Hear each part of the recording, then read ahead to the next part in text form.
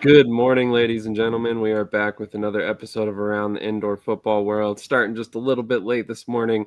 Was doing some last-minute preparations before we get going here. So thank you, everybody who's tuning in and joining us this morning. We really appreciate your time.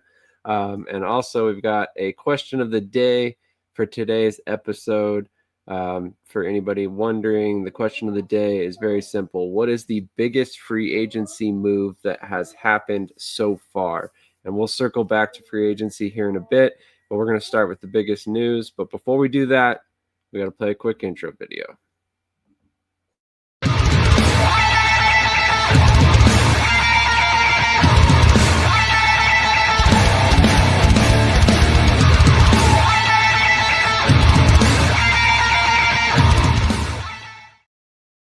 If that doesn't get your blood pumping first thing in the morning, I don't know what will. And I'm a huge metalhead, so I'm ready to go. On that note, Krish, how are you doing this morning? I'm doing good. It's been an exciting offseason so far.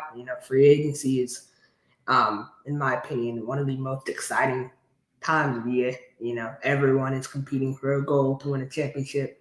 And so this is really the only point in the process where I feel like everyone is on even ground, per se. Absolutely. It's honestly probably one of the funnest stretches of the offseason. Is really kind of the beginning of where all the leagues hit free agency and you start seeing all the moves go from team to team, all the players go from team to team, all the big moves. And there's a lot to discuss, which we will get to free agency here today very quickly. A couple of our guests have unfortunately had to cancel last minute. They will be coming on in future episodes, but both AJ McComber and AJ Roque are not able to make it this morning. So we're just going to spend quite a bit of time on free agency. There's a lot to talk about outside of that. So we've got plenty to fill today's show before, IFL and former AFL coach Ron James joins us later on today. But the first big news that we really wanted to get to, Krish, I'll let you take the coaching move that you pulled up. Yeah, so Coach James Fuller, who we had on last week, he's going to Tucson with Coach Deshon, and he's going to be the OC, assistant head coach. This is a good move for them, getting someone with experience. But you can have coaching, you still have to have the talent, right? That's what every team in every league. And so far, early on in the process, I look at Tucson's roster, and it's extremely underwhelming to me so far. So I hope Coach Fuller does well. He's a great coach, but, in this style of play, you have to have the players to make the plays. So. Yeah, that's fair. That's fair for sure. And one of the things that we've talked about a lot when it comes to Tucson, Northern Arizona, a couple other teams in the league, is the resources side of things. Like, do they have the resources to compete, with an Arizona, with a Massachusetts, with teams like that, provide a lot for players and are putting players in a good situation to go back outdoors as well. So that is a big deal, for players making a decision between, one team or another when money really isn't substantially different from one spot to another if you really, think about it in grand scheme of things. But the other big piece of news that has kind of leaked out this past week, was the kind of slip that the Mississippi Wolfpack will be moving over to the American Arena League. This was kind of one of those secrets that was a secret, but it wasn't really, because everybody knew that the Wolfpack had been attempting to move up in previous seasons. They had gone out and bought the field walls and all that from the Harrisburg Stampede. They set it up in an actual arena last year rather than, a soccerplex. They had a pretty good logistical setup for AAL2 teams, and they're only working to improve it for the 2026 season. So looking forward to seeing how Mississippi does at the professional level. Krish, any thoughts about that? Kind of finding out the third team in the AAL so far? Yeah, I mean, Eddie Strong was one of our guests. He came on about a month and a half ago. Ole Miss legend, right? And I think for him, he just wants to build this program up to where it can be at the professional level. I'm sure the AAL is not his future for this team. I'm sure he had, NAL, AF1 level plans for the franchise. So I think this is a good opportunity for him to continue to build in a little bit of a bigger stage. I'm not really sold on the AAL. I think it'll be basically the AL2 just with maybe one or two good teams, but it's very interesting to see. We shall see what happens. I mean, you say one or two good teams. As of now, there's only 3 teams in the league, and Mississippi is one of those teams where I personally think they're on the way up. They're on the upswing, working their way toward having a real professional organization. We've kind of talked about it a lot recently, in the sense that some of these teams, it's a process, right? It's not, you can't just immediately come out and be the Omaha Beef or the Iowa Barnstormers or Sioux City Bandits, or some of these teams that just come out and they're able to be super consistent and sustainable. So, I mean, it's a process for that. And I mean, I think Mississippi is kind of taking the step-by-step process to get to the point where they can be an organization that's going to be around for many, many years to come and provide all the things players need to come in and focus on football. So, I'm not going to be, shy about it. I'm a big Eddie Strong fan. He's just one of those guys that he feels to me like he belongs in coaching. If you sit there and listen to him talk, he's 100% a coach at heart. So I'm excited for him. I'm excited for the players that he's bringing in already. Some of the guys have already come from the AAL too. So that's always a good sign. You're seeing guys elevate, and it's best case scenario for everybody involved. All right. Let's move on to, man, I mean, that was pretty much it for the actual news. Is there anything else that you wanted to discuss before we get over to the free agency stuff? All right. So as far as free agency, before we get into this, we're going to play a quick commercial, but with the free agency, we're just going to kind of mix all. I have one more thing. So, I've been informed by, multiple sources. I forgot to say this before we started, but Richard Sickler, the GM from Beaumont, apparently stepped down. So he's no longer there. So that's a really big piece of info for Beaumont and, the state of the franchise. Yeah, that's interesting. Is it too early in the show to mention that the Pirates are becoming the Mississippi franchise? Yeah. That's hilarious. Yeah, so we're going to go ahead and hit a quick commercial, and then we'll come back with free agency talk. But we're just going to kind of roll through the leagues. We're not going to, sorry about that. We're not going to like separate them too much. We're going to basically just pick out our favorite moves, some of the bigger moves that are kind of making waves in the media world, so to speak. But as far as that goes, there's plenty of them in all 3 leagues so far. So I see this comment. So no, Richard Sickler is, he's the person.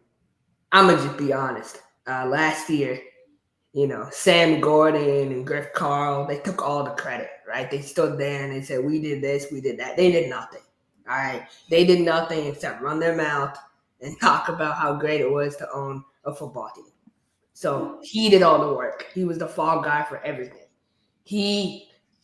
I think he took a lot of heat, right? Because he did everything right. And he was the one trying to get the players what they needed. He was the one trying to get everything set up. Everyone has flaws, right? But I feel like he did a lot for that team with bad ownership. I think I've been very clear about it. Like, I know Sam Gordon personally, right? His leadership and Griff Carl, they don't belong in any professional sport at all. So I just believe that. And so I think Richard Sickler could be a big addition to any front office out there. And I think, a team should definitely be reaching out for help. That's fair. I mean, I mean, maybe like an Amarillo or a Dallas. I mean, I don't know if Dallas has a GM hired yet, so that could be an interesting move for them. You know, he just came out of the NAL. He knows the lay of the land, so to speak. He knows what it takes to run a team. So, might be an interesting addition to the to one of the other Texas teams there, and we'll see what happens. But kind of an interesting move this late in the game. So that's definitely something to keep track of going forward. We're Oh, gonna it's concerning. It's concerning. Yeah, I mean, Rodney Robichaux just took over majority ownership. I mean, he took over technically like at the end of last year, but now, going through a first full off season, not having someone there guiding you through it, that's not a good spot to be in. So That's fair. All right, we're gonna hit a quick commercial. We'll be right back.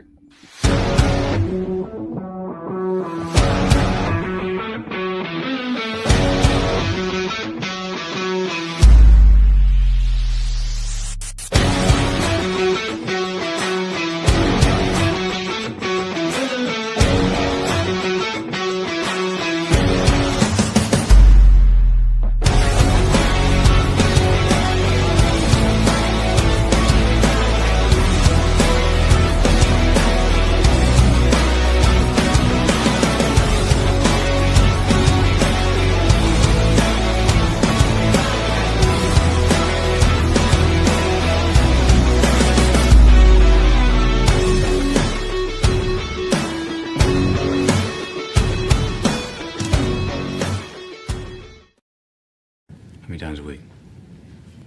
Like three, four times maybe. I'm gonna pump those numbers up. Those are rookie numbers in this racket.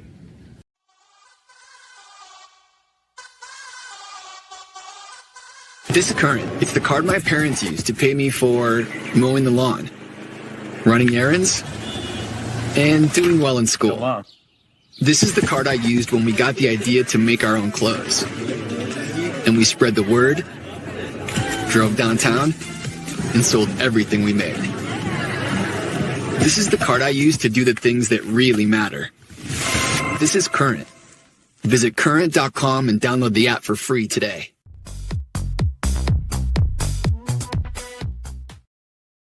All right, finally the talk that everybody's been waiting for, free agency breakdown. The biggest move most recently that came out, in my personal opinion, and I think Krish will agree, is the move that the 2025 IFL MVP will be making a move down to Arizona. He will be taking his talents to the desert this season. Krish, what are your thoughts on the move to bring Max Meylor in by Arizona? Major.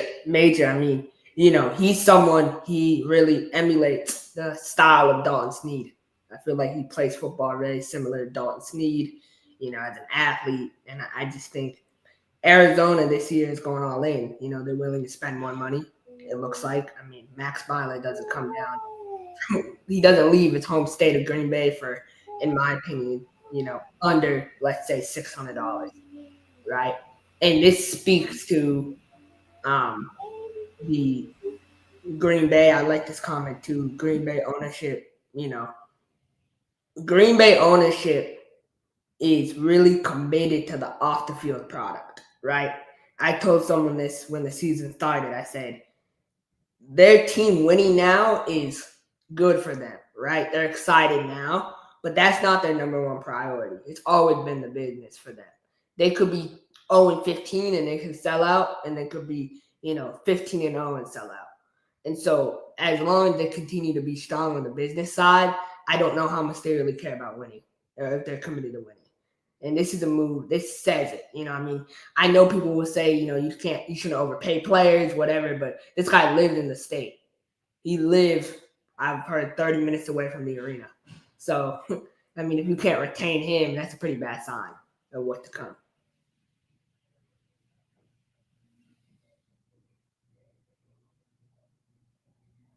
Sorry about that. That's a fair point. I mean, I think, correct me if I'm wrong, but he went to University of Wisconsin Whitewater. So he's kind of a homegrown product, and you're able to bring him in. You develop him for a couple seasons. He turns into the IFL MVP. Has amazing season. He scores over 90 touchdowns on the year, damn near 4,000 all-purpose yards, leads you all the way up to the cusp of a championship win, and then ultimately you lose him to Arizona, right as he's hitting the peak of his career. So this is not a good move, for the Green Bay side of things. And I can understand why fans and the ownership group are kind of, crashing out about it, because at the end of the day, this guy was probably by a pretty good margin the best quarterback in the league last season. And, maybe. I think he's probably the most complete quarterback in the league, for sure, from a rushing side. From a passing side, man, I'm taking Jayden Delora over any quarterback. You didn't let me finish my sentence. I was going to say you could make an argument about Jayden Delora, but he has not played a full season yet. Yeah. Whereas Max Meylor, we've got 3 seasons of evidence to say that what he's going to do. He's going to come out here, he's going to run the ball, he's going to do the tush push when it matters the most. And then on top of that, he's also going to be dominant in the passing game. Like you said, he's complete. He can do a little bit of everything. He's ideal. He's realistically the ideal IFL quarterback. Like you said, in the mold of a Dalton Snead, where he can get out on the edge, he can do some dangerous things with his feet, and then you also see him do a lot of things, that most other quarterbacks in the league cannot do in the passing game as well, which is, where we kind of, I don't want to throw any shade at the IFL or indoor style rules, but that we kind of compromise a little bit in the passing game to find better athletes at the quarterback position. So Meylor is one of those guys that can really do everything you ask of him as an IFL quarterback. But basically, you see some of the highlights here. This is just his highlight film off of YouTube. So no credit, to me here or anything. So make sure you go follow him on YouTube and say subscribe to his channel so you can get his latest highlights. These are actually 2024 highlights, not 2025. They have not been posted as of yet. But Krish, there's a couple big other moves that have happened this offseason so far in the IFL and across the wake. What's the next biggest move to you, in your opinion, in the IFL currently? In the IFL, it would be Deshon Stoudemire to Vegas. I know we have that pulled up. Yeah, so for me, I just think this is such a good move. You look at the stats. 870 all-purpose yards, 13 touchdowns, but it's more. You read more than that. You need to realize the first 5 weeks of the season, he didn't have a quarterback. And he still put up numbers. Ramon Atkins was consistently hurt. Ramon Atkins didn't come to week 6, right? Or week 7. Maybe even week 8, I could be mistaken, but he had no consistent quarterback play. Now he's going to go to Vegas. They have a great O-line, a better O-line. They have the best quarterback, in my opinion. You can make the argument a top 3 quarterback in all of arena and indoor football in Jayden Delora. And he's going to have so much. He's going to be able to get open, make plays. His stats are going to increase. This, to me, is the Josh Thomas of 2026. Year 1, we saw flashes. Year 2, we got the complete picture. This is what we're going to get with him. He's going to have an explosive season. I agree. And like you said, he has, he only really scratched the surface last year. That was his rookie season, if I remember correctly. And he had a great year. You saw the numbers on the screen a minute ago, 80 some touches, over 800 yards, 13 touchdowns. And I would suspect that touchdown number goes up quite a bit. Oh, yeah, he's going to have 20, 21, 22. He's going to have so many. It would not surprise me. And a big reason why it would not surprise me is the departure of this next man. As we all know, CJ Windham has now signed with the Fisher Freight. And this is a huge loss, or would be a huge loss for Vegas if they had not gone out and got Deshon Stoudemire. You get Stoudemire, you're able to retain guys like Phoenix Sproles and a couple other wide receivers there on the team. I think that personally, Vegas has gone out and set themselves up to be very successful on offense once again in 2026. What are your thoughts on kind of losing Windham, but at the same time being able to replace him with Stoudemire? Do you see a drop off at all there? No, absolutely not. No. That team, Vegas, Coach Davis, Coach Chin, they're going with a more younger model, right? I think they're looking for younger players. I mean, they signed Jelani Baker, who I'm super high on. Jelani Baker was a UFL draft pick with the St. Louis Battlehawks. So that's a huge move, right? Top prospect for them. I just think Coach Davis, I give him a lot of crap, but he has a ability to, network and get the best players or get players that fit his style. Coach Davis is not going out there and just looking at a page like some of these other coaches do and just signing off of other people's rosters. He's going out and he's finding guys who, project well. And that's development at its best, in my opinion. Oh, sorry about that. Agreed. One of the things that, and Krish, I don't mean to throw shade. This is just an example, so please don't take it as something that's bad. But a lot of the players that Vegas seems to elevate are players that may not have necessarily had an opportunity outdoors quite yet. So they're able to bring in a lot of rookies that are, that they develop over a year or two, and then they go get an outdoor opportunity a lot of the time. So that's something that I think is a little bit different than Massachusetts, where Massachusetts will bring in guys that have lost that opportunity at the next level, and then they help them get back to there, which nothing wrong with either approach. So we're all clear here, but that is one of the ways that I think Vegas does a little bit differently, and they're able to find some diamonds in the rough. So, yeah, they found someone from our neck of the woods out here in Boston College. I'm pretty upset we didn't sign him. 900-yard receiver for Texas State, led the team in receptions. And Jaden Williams, really good receiver, really physical. They signed Hunter Irby, another really good receiver. So, they're stacking the boat with young talent. And honestly, like in my opinion, I think Coach Davis has been doing this long enough. If he signs 5 guys, per se, 5 receivers, three of them are going to be good. 2 or 3 of them are going to be good, where they can start right away, in my opinion. Every coach will miss on 1 or 2, but you know what I mean. Completely agree. But speaking about the UFL and some players that I think we need to keep an eye on, San Diego has quietly assembled quite the roster, and obviously we all know that man, Ali Fayad, that's insane. He's a dog. Yep, that's exactly who I was about to talk about. Ali Fayad, previously with the Philadelphia Stars, he spent some time in the CFL last season. Has kind of bounced around outdoors for a couple of seasons. He was the 2021 MAC Defensive Player of the Year as a defensive end. He is extremely productive as a pass rusher. I definitely like this signing a lot. I was surprised to see his name come across an indoor transaction wire, mainly because I don't anticipate him being indoors next season. So we'll see, but San Diego pounced on a good one right there. No doubt. And for me, I've always said this. I believe San Diego, San Diego, Arizona, and Vegas are the standard for the Western Conference, in my opinion. And obviously Vegas has set the standard, right?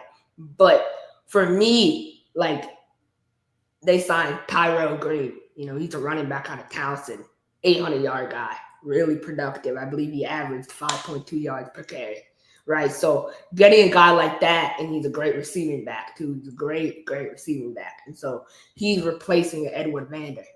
Right? And so they're going younger. And you love to see it, man. That's the IFL at its best. You find guys who are, diamonds, and you see Coach Davis here, he was coming to exactly that's a huge pickup for them. So yeah, agreed.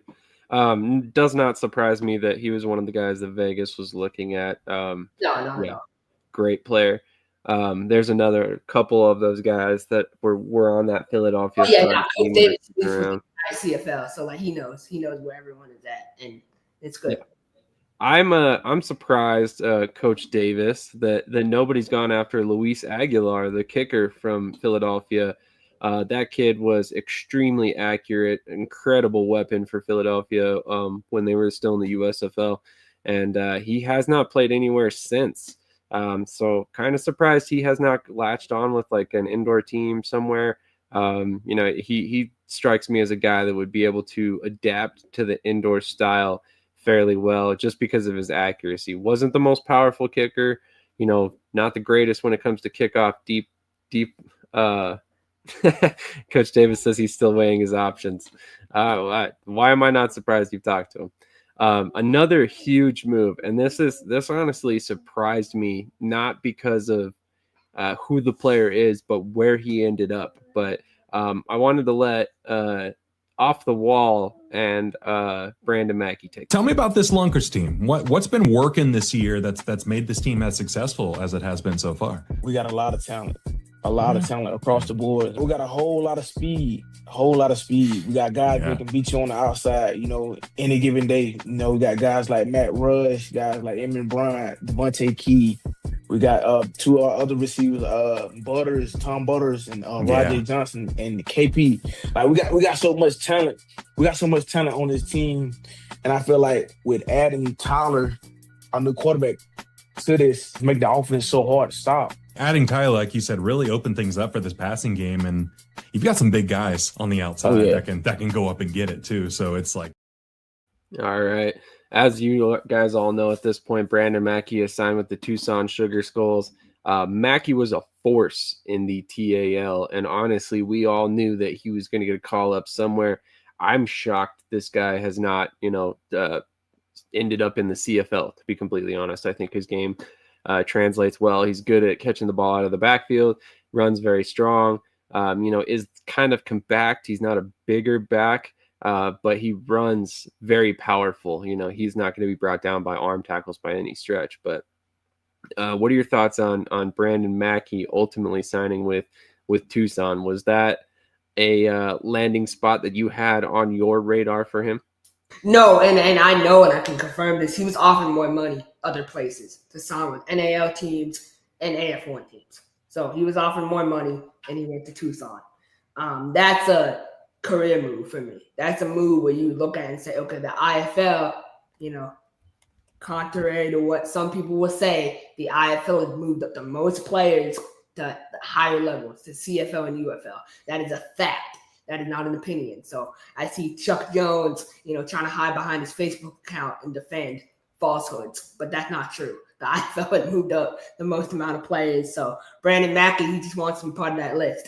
So, but honestly, he has to go and he has to prove it. It's the high level of football, man. This ain't no, flag football. This is, professional league for a reason. This is the top indoor league in the country. So he has to come in and he has to show, all the things he did in Ozark, it doesn't matter now. None of that matters. What matters is what he does on the field come March 2026. He is from Georgia, Texas, Pete. Appreciate you asking. That was a great question.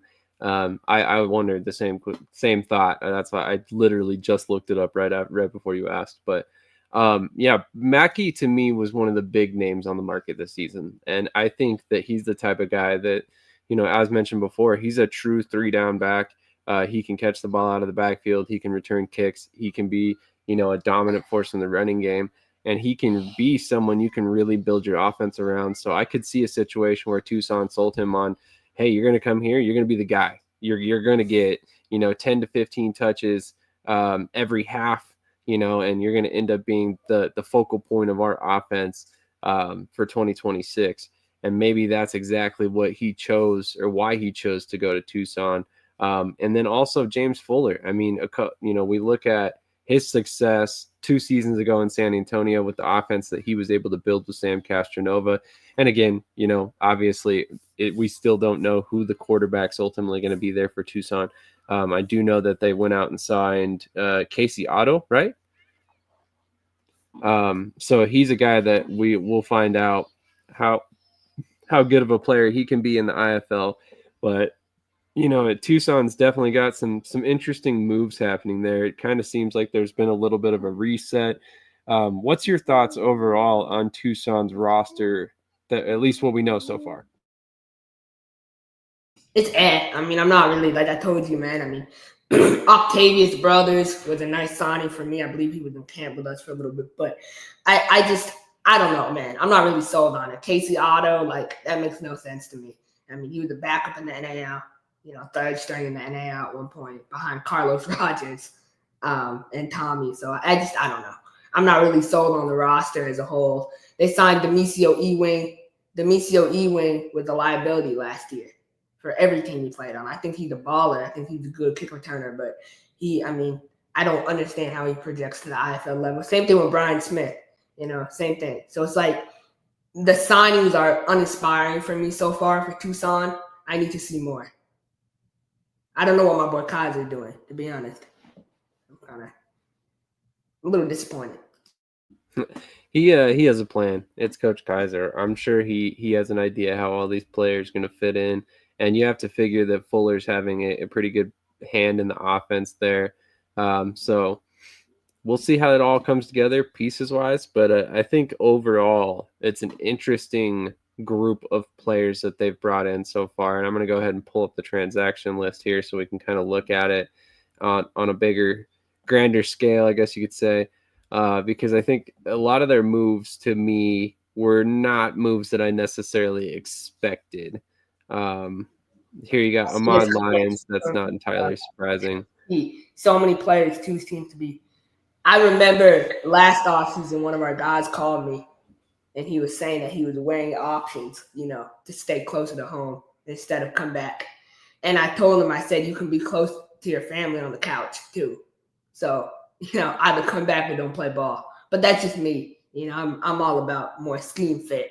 Family can wait. Your career can't. So I would strongly advise against that personally, but that's me. Family can't wait, man. They can't. So Alfonso Graham, come on, man.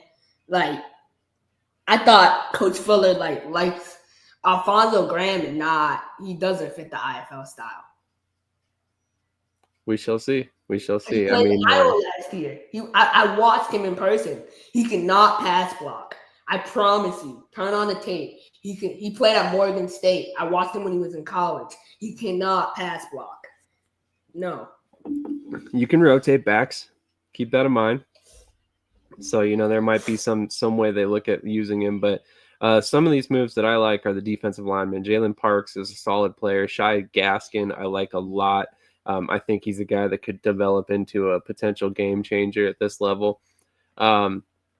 Also, you kind of look at Alfonso Graham that you were just mentioning, and you look at Devontae Samplich, and they're essentially the same player, in terms of body type. So I could kind of understand what they're going for there. Moving up a little bit here, Fishers has had some interesting moves as well. Also, Coach Davis, tell us a little bit about Aaron Motley. I've done a little bit of research on him. He looks like a hell of a player and somebody who could potentially turn into a pretty solid addition to your defensive line there. Big piece of news that I wanted to get to as well is TJ Davis, a wide receiver from the Green Bay Blizzard. As you can see here, was signed by the CFL. He was signed by the Winnipeg Blue Bombers as a wide receiver. As mentioned before, he can play some quarterback. He kind of came to the IFL with the thought of moving over to wide receiver because he would get opportunities at the next level, and it definitely has happened at this point, so good for him. He's a hell of an athlete. I'm excited to see what he can do at the next level. He, in my opinion, body type wise and skill set wise, athleticism wise, I think he belongs at wide receiver.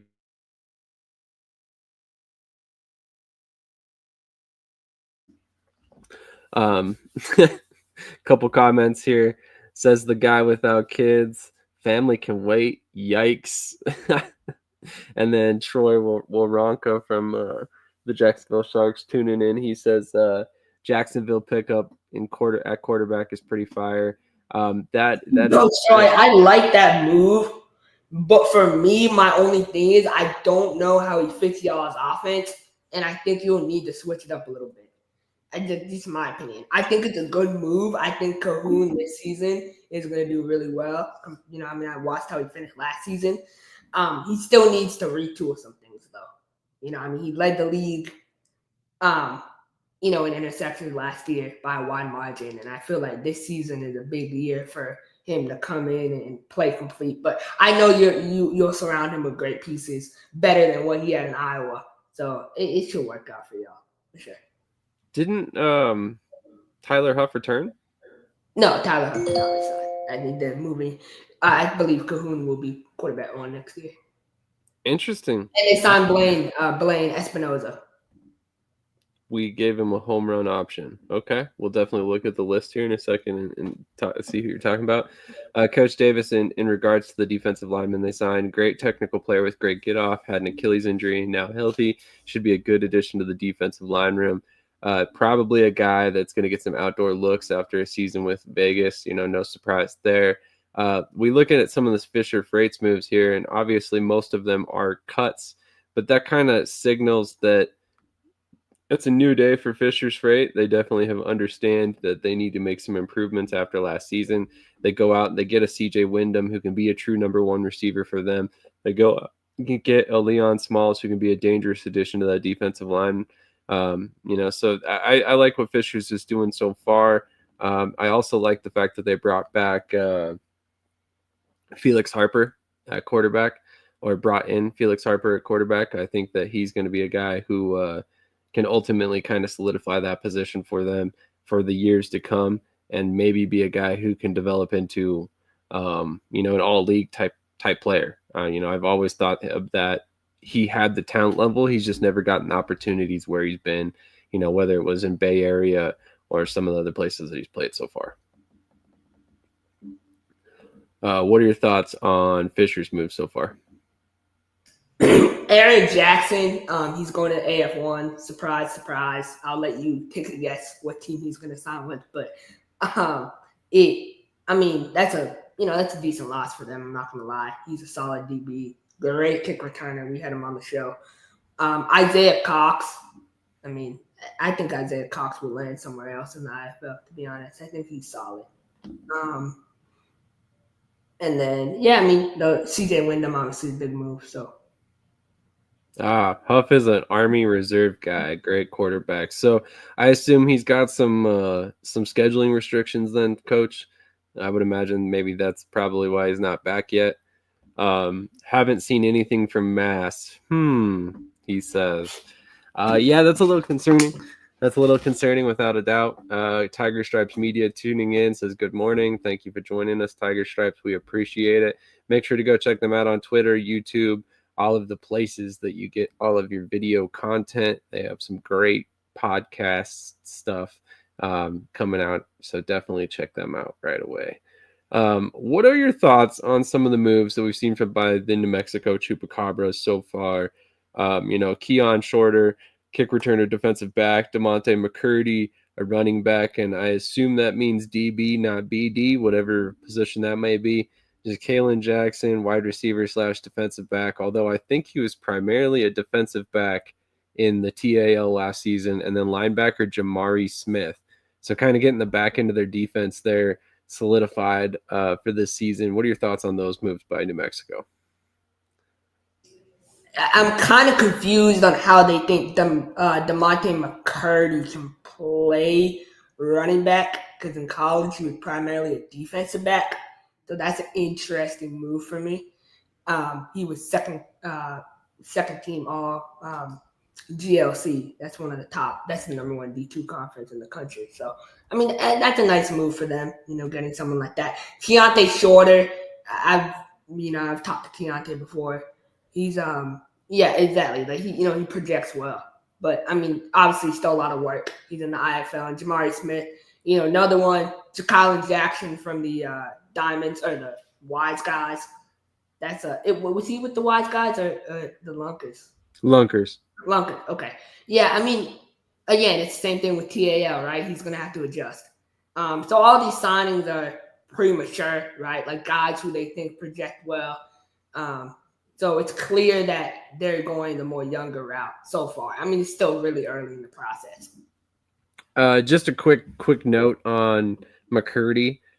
During his redshirt freshman season in college, he was the offensive scout team player of the year. So just a little nugget there.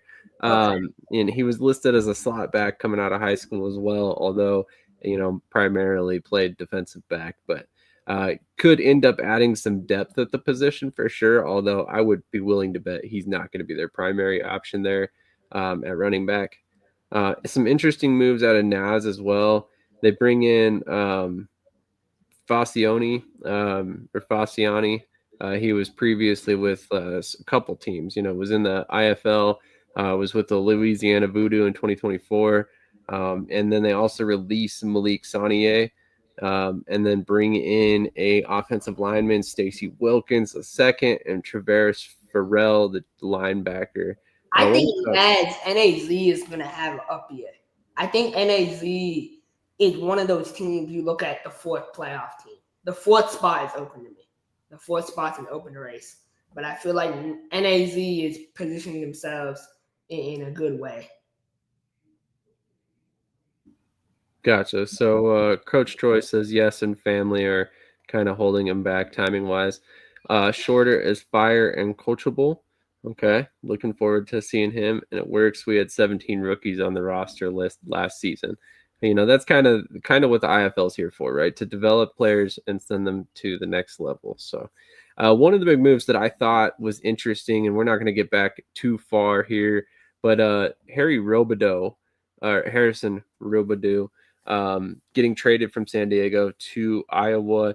I really like that move. I especially like the pairing with Andre Coles there.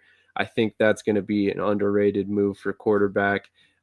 Anytime you see Andre Coles target a quarterback, your ears should be perking up a little bit. And this is the type of guy who's had a lot of success down in Mexico, playing in the LFA, and now he comes to the IFL. He didn't get an opportunity last year behind, Nate Davis. So very excited to see where he can do.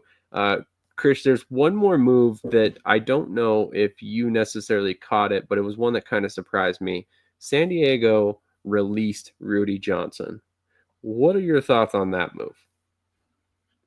I mean, Rudy kind of has, his personal life with his business and everything, so it doesn't really surprise me. He's a guy who, at this point, he's not moving up. He's not going to CFL. So I think he, probably satisfied, right? Maybe he's hanging up, retiring. I do want to point out this Harrison Rubu move with Iowa. I mean, I'm not really sold on it. This is a guy who is not a runner. He's a pocket passer. I don't remember the last time Andre Coles didn't have a mobile quarterback under center. And this is a guy who threw 47 interceptions in 4 years in college, right? And he also averaged 6.1 yards per play. So when I look at those stats, I'm not really sold on him yet. And so just with system fit, I'm not sold. We'll see. We'll see. If I remember correctly, he's a little bit more of a dual threat than that it might appear, based on his college stats. I do remember that he was running around quite a bit in the LFA last season. I do find it interesting that, he's got some ties up to the Wisconsin area, and Green Bay wasn't in on him. Maybe they weren't aware of the fact that they were going to lose Max Meylor, but that did kind of pique my curiosity. Like, interesting, you had this guy in your backyard, you end up letting him get away and go to Iowa instead, which is a regional rival for you. So it'll be interesting to see how that all works out. But let's kind of shift over to the NAL. But before we do, play a quick commercial. Ooh, Josh Jones. Ooh, okay. That's a nice move. Wow.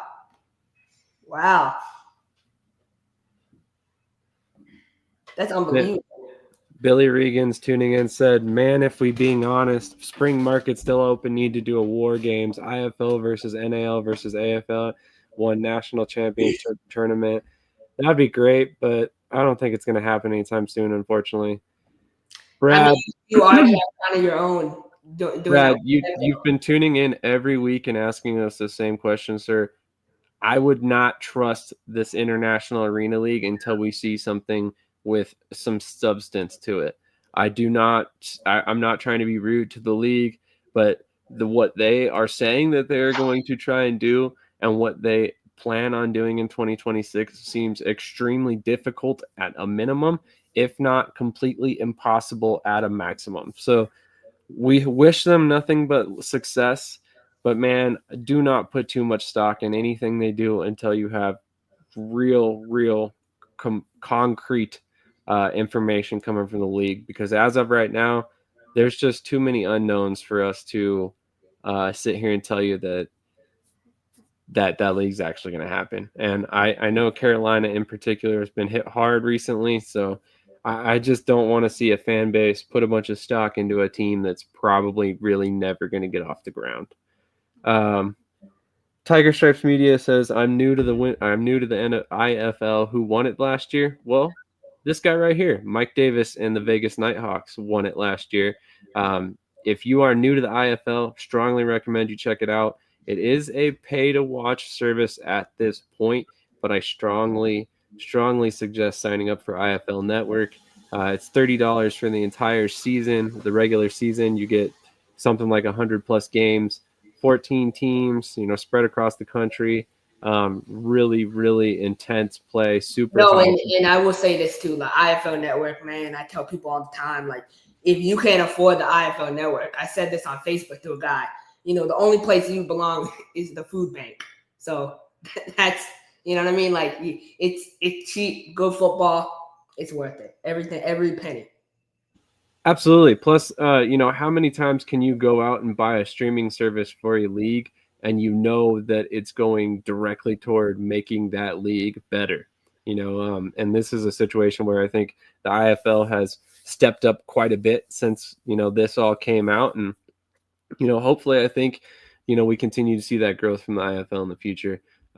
Definitely not the only league we're going to discuss today, speaking of which. So we're going to shift over to the NAL. And Krish, I'm going to pull up the Amarillo Warbirds, and I want you to kind of go over some of the moves here and let us know if there's anybody on this roster that you are. Don't waste your time. There's none. There's no guys on the roster. I was looking at it last night. Now I'm good off that. I'm not reviewing. All right, we'll go to a team that I know you have a little bit more love for this offseason, the Colorado Spartans. What are your thoughts on that roster so far? It looks like my boy Billy in the chat, man. Y'all boys better watch out.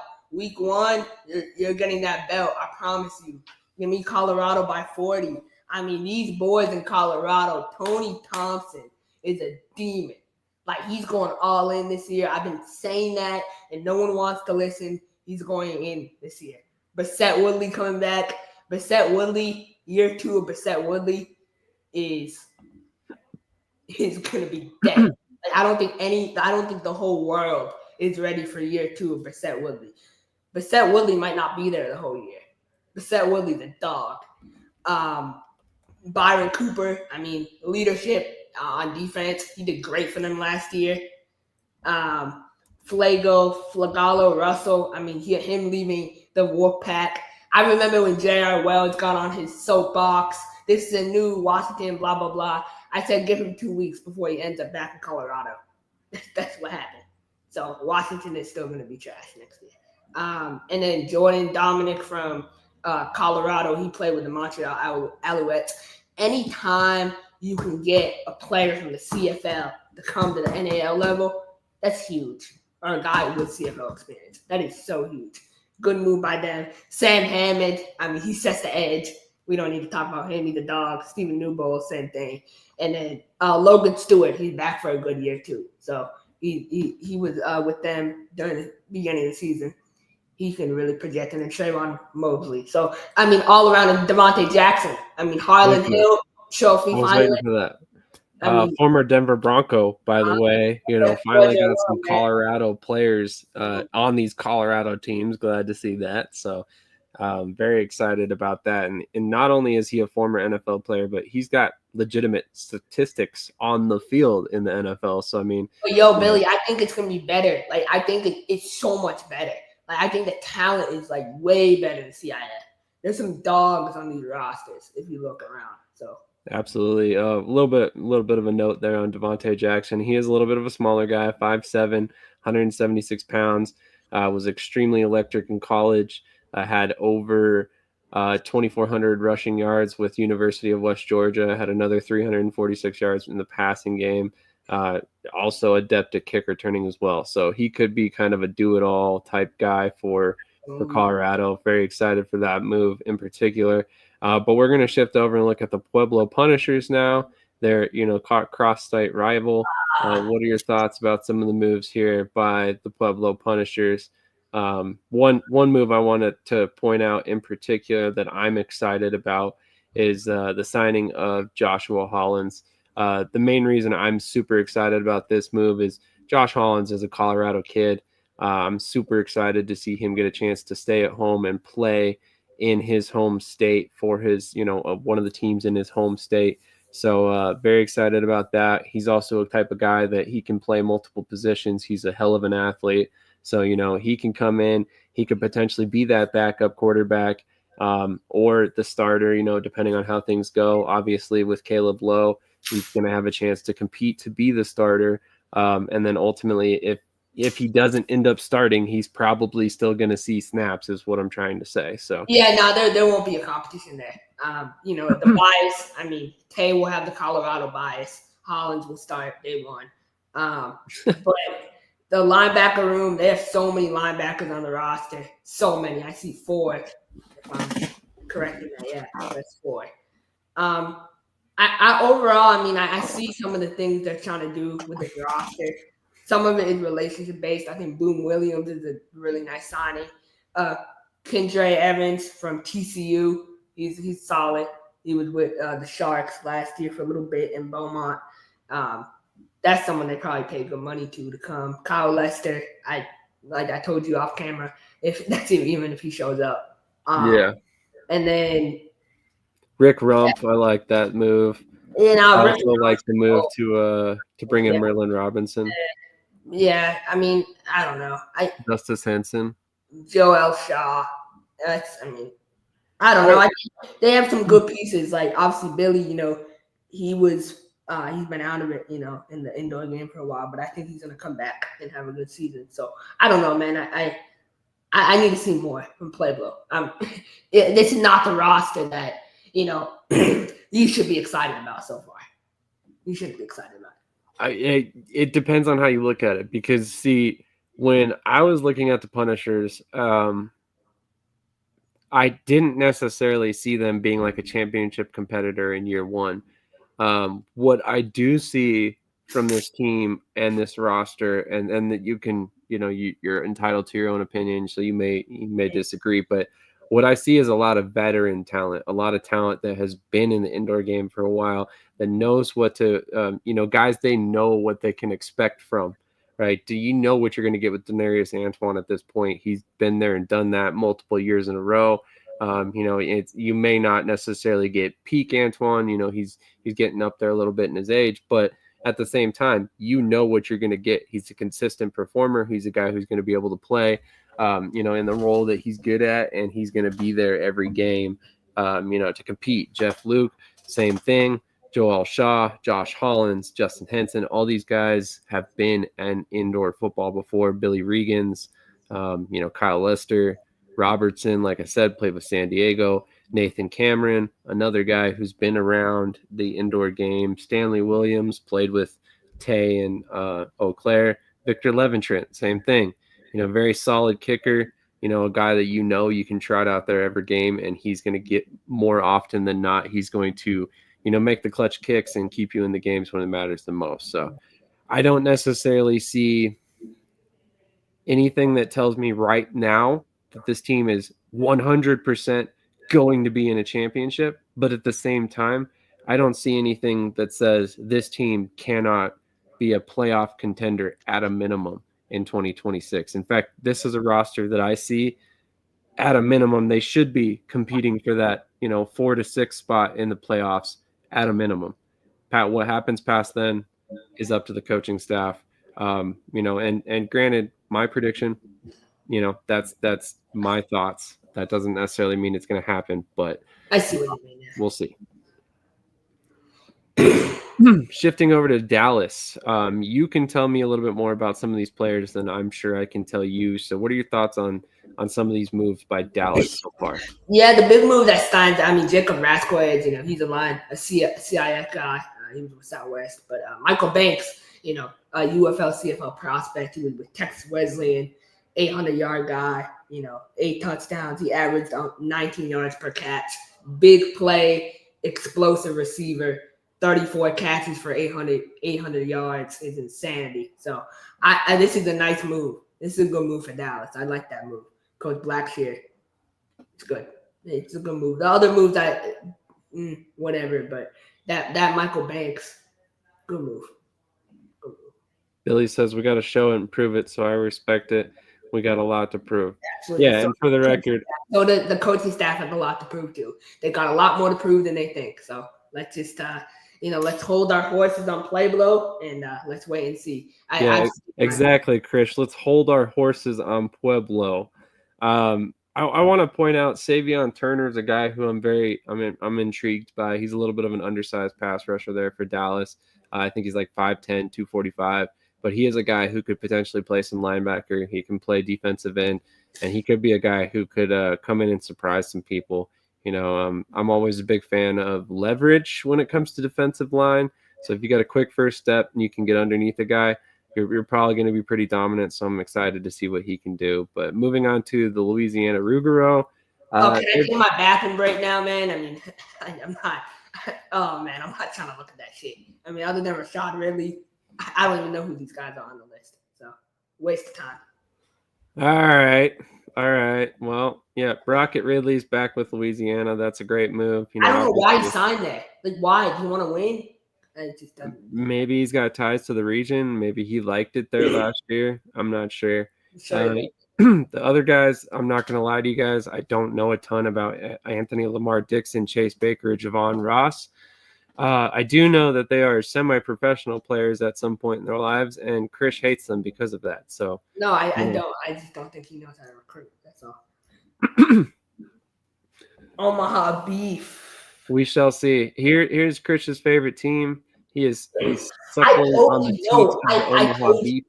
I've been telling you this day one. They need to add the linebacker and they need to add a running back. They're not solid at those positions at all.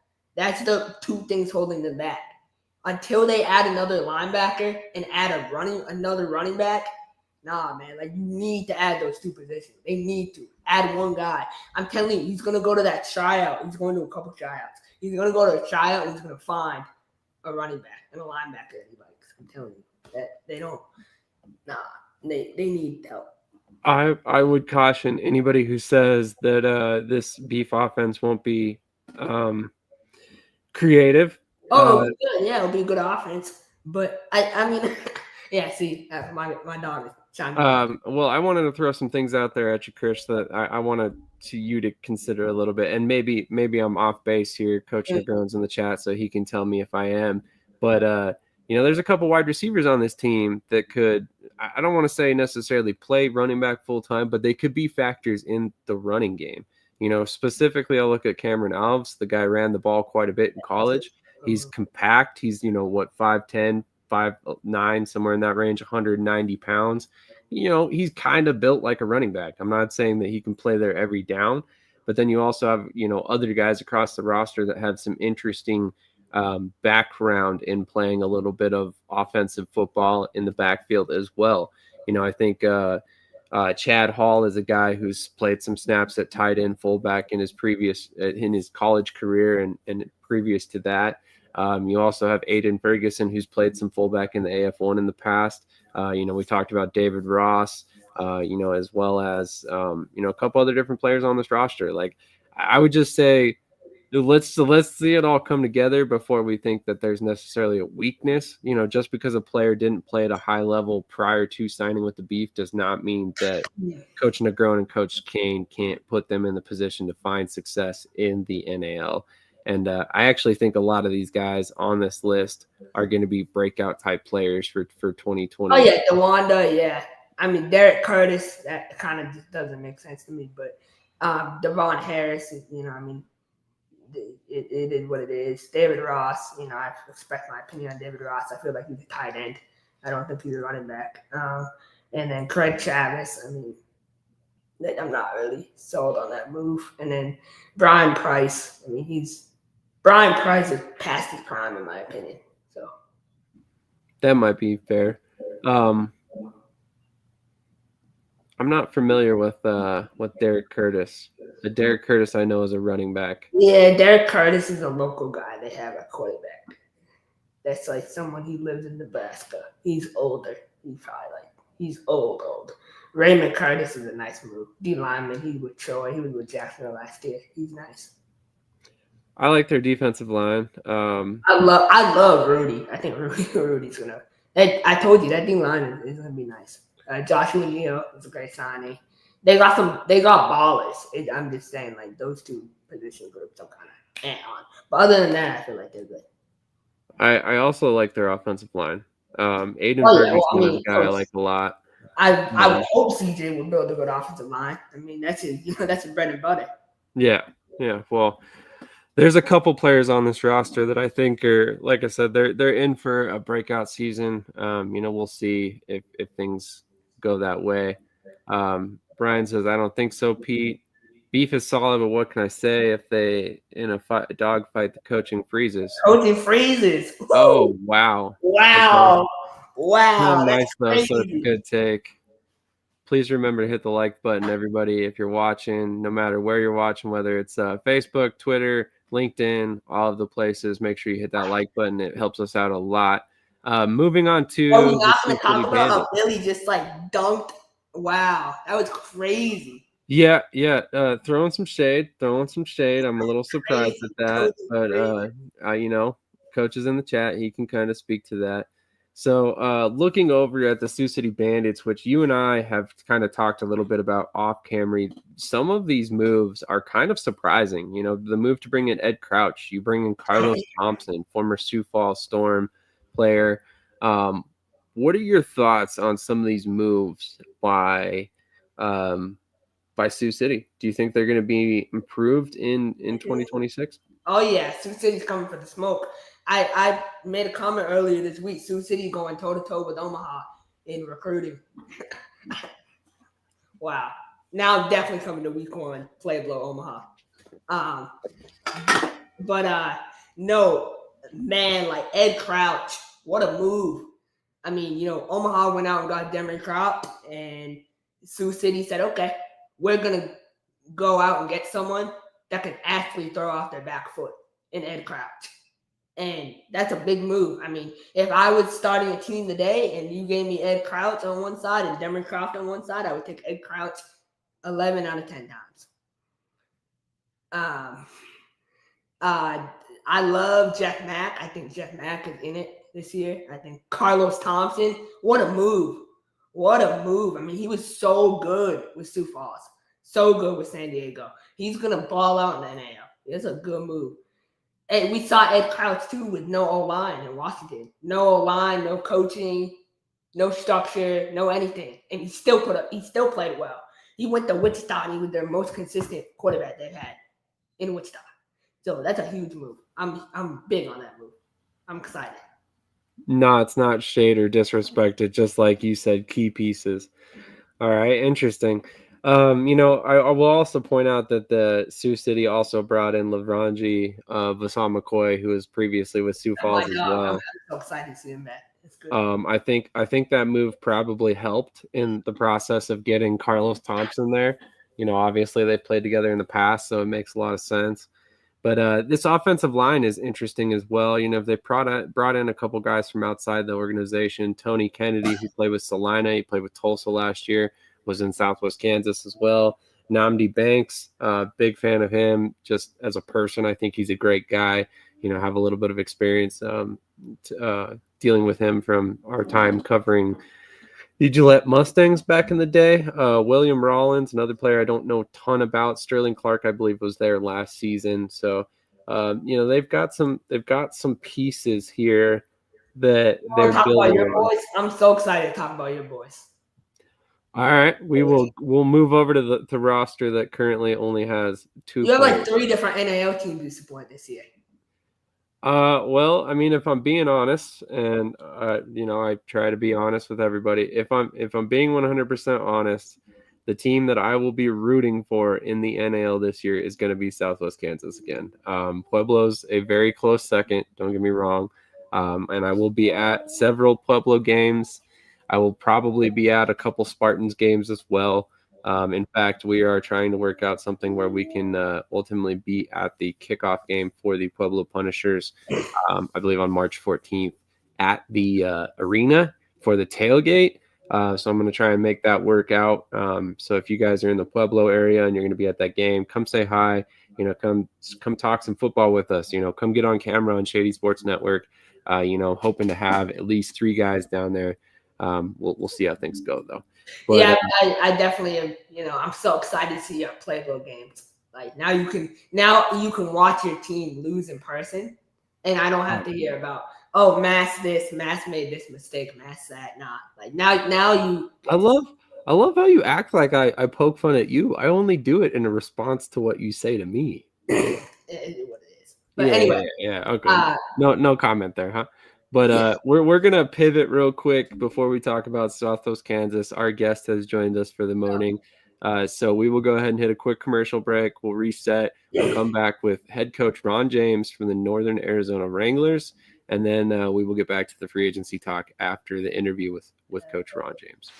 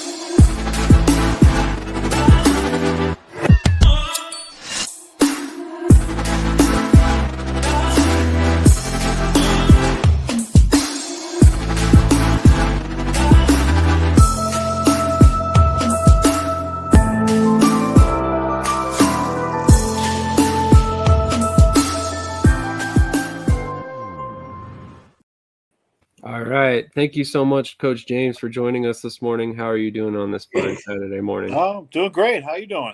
Doing great. Thank you so much for joining us. As I mentioned, super excited to speak with you. You obviously you're kind of a legend in the AFL realm.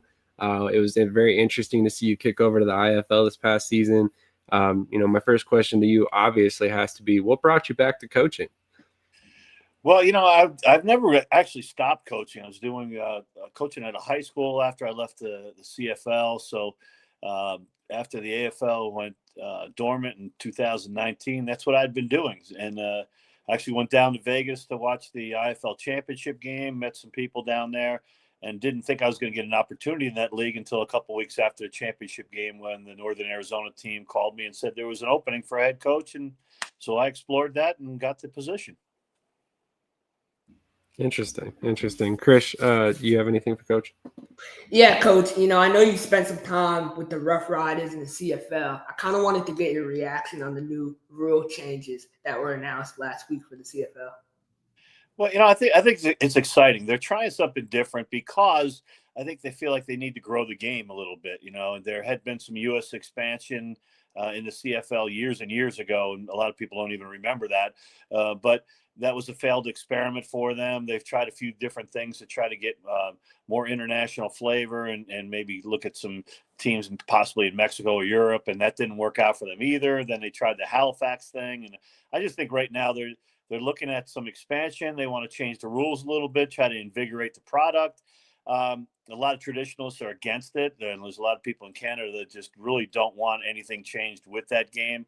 I think it fits in this manner. It enables a team to be able to go into some of the stadiums that may not normally fit a CFL game because of the shortening of the field. So I think it gives them some opportunities. It'll be exciting to see what happens. Great question, Krish. Honestly, didn't expect to talk any CFL today.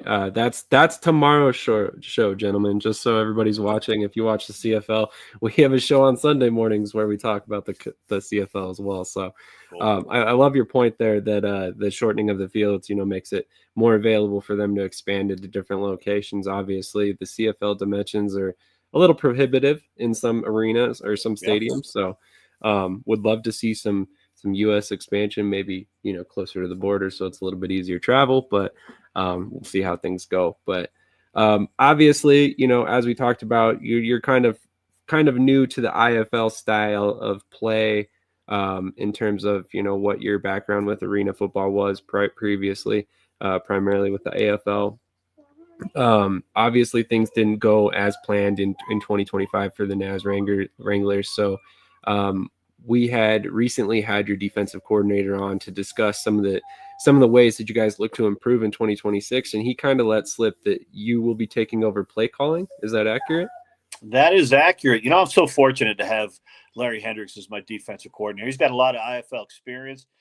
This was my first year in the IFL, but more so, I think we struggled because I was hired late, and so the way the IFL is structured, they get a lot of the re-signs and the free agency. It all happens between September and early October, and I wasn't hired until mid-October, and so a lot of the players that normally we would have gone after or players that have league experience weren't available to us. So, we started a little bit behind schedule, and that's okay. I think we learned quite a bit. I know that I did over the course of the season, and it really got me back to my roots in indoor football and understanding that coordinating from one side of the ball would be a better thing for me.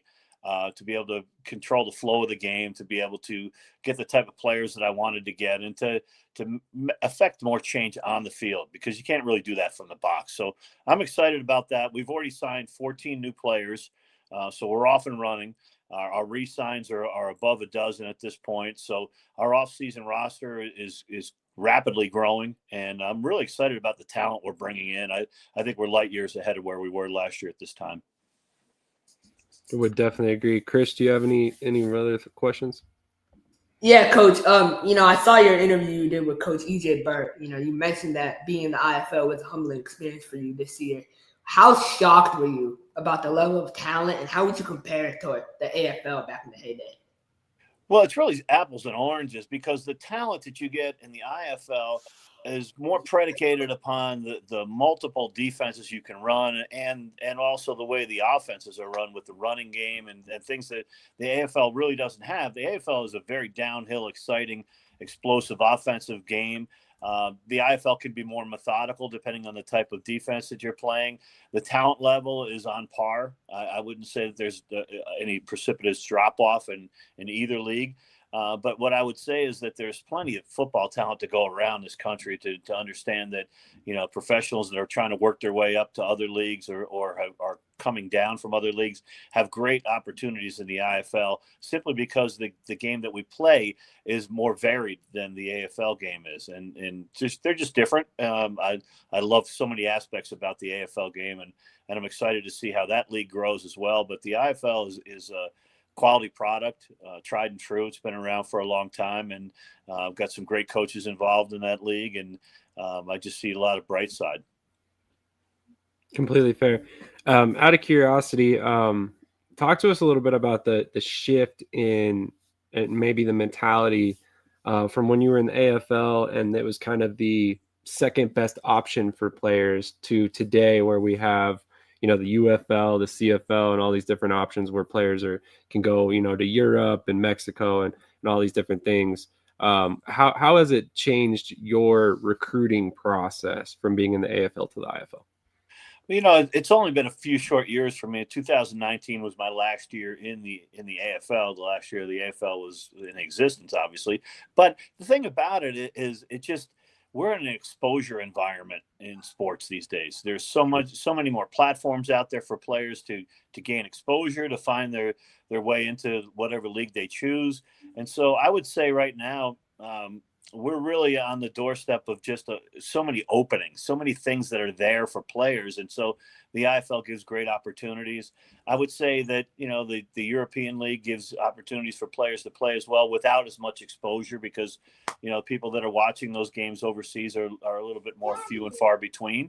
Obviously, the UFL gives a lot of great opportunities as well, but in a different way. So when you look at indoor football, the opportunities they create, you're still getting a lot of those players that maybe nobody's really heard of. They're smaller college guys. They've got great skill sets. They need to be honed. And then they may be honed for the CFL. They may be honed for the UFL. They may be honed for the NFL, or they may just be the best players possible in indoor football because that skill set only really translates to the indoor game. So I just think there's so many more opportunities available than there were even a few years ago. And that competition for talent, I think, leads to a lot of parity in leagues. 100% agree on that front. And there's never a shortage of players, which is always a good thing. But Coach, Billy asks you, what's your pregame meal? Wow, my pregame meal, it varies only because of this. I mean, you would say that the normal pregame meal for all these teams, and my team included, is usually some form of a chicken breast, and you got pasta dish, and you got some salad. That type of thing is a normal. But I got to be honest, this year, most of my go-to was Jimmy John's. I love a good Jimmy John's sandwich, and they were one of our sponsored meals. We had Texas Roadhouse as well, but I thought it was much easier for me to do something on the go, get into my office, put some music on, look at some film, get my head wrapped around what today's project was going to be, and just kind of sequester myself for a little bit of time before all the chaos starts. Love that. Those are a couple good meal sponsors to have, Texas Roadhouse and Jimmy John's, two of my favorite restaurants for sure. Krish, any more questions for Coach? Yeah, Coach, my final question for you is Northern Arizona, known as an organization that you follow the rules, right? You pay players what they're supposed to be paid. How much pride do you take in that? I take a lot of pride in it because I believe in the structure of the league. And when you do things correctly, you do things by the league rules, I think it benefits all the league partners. It enables the league to grow. It enables players of character to come play for you. And it also enables you to show to your players that you have that type of high character also, that you're a man of your word. And I think that's a big deal in professional sports. And I think that the more you have that league-wide, the stronger the league is. And, the commissioner would back that up, I'm sure. I've talked with him many times about, his focus and the way that, he manages the league. And I think that when you have strong leadership, I think that includes the head coaches, and the head coaches should mirror the wants and desires of the league that they're involved with. Absolutely. I love that. Talk to us a little bit about some of these players that you brought in for the 2026 season. Who are you really excited about for next year? I'm very excited to see Ramon Atkins play a full season. We did not have him for most of the season last year. He's a veteran quarterback. I'm very excited to see that. I'm excited we're still working on re-signing Arlen Bruce as one of our top pass catchers, a guy that, again, he came on late in the year as both a return man and a receiver. Kobe Smith, a returning wide receiver. I'm very excited about continuing your relationships with the players that we're bringing back. Nolan Susol's another one of these guys when you look at a great young running back in the league. And those are the type of guys that really excite me because I already have a relationship with them. Now, some of the guys that we've picked up in free agency and some of the guys that we've signed just recently, I'm more excited about the offensive line than anything else. That was another position I believe that we really struggled with throughout training camp and throughout the first part of the season. And you're only going to be as good offensively as you are with those guys, simply because the quarterback has to remain upright. You have to be able to run the ball, all those great things. So I would say that combination really lights my fire for this year. And just knowing that, like myself and Coach Hendricks on the defensive side of the ball have really lined up some top level talent there. I really just believe that we've got a team that's on the precipice of being very good. And certainly our goal is to win a championship like everybody else. But I think the interim step is that we've improved the roster so much and improve kind of the dynamic of what we're putting together from the top down. Our owners we have the best housing in the league. Our owners have committed a lot of resources to making the team better, and to bring the best coaches that we can have. All those things that really put it together, and it wasn't easy. I mean, last year we struggled because all those things were new. They were new for me. They were new for a lot of other people. And a lot of people also forget, in addition to last year having a lot of new players with us, we had a brand new coaching staff. The coaches that I worked with last year, I had not worked with previously. And that's unique to me. It's unique to the IFL also, but, because most of the times you would have your staff in the AFL days, I would go from place to place with basically the same coaches and guys that knew what I wanted to do. So I'm very excited about this year. If you can't tell that already, this year is going to be big for the Naz Wranglers, but I'm just really looking forward to being a part of something wonderful. And I think we've got something really special being put together. Absolutely. We got a question from the chat here.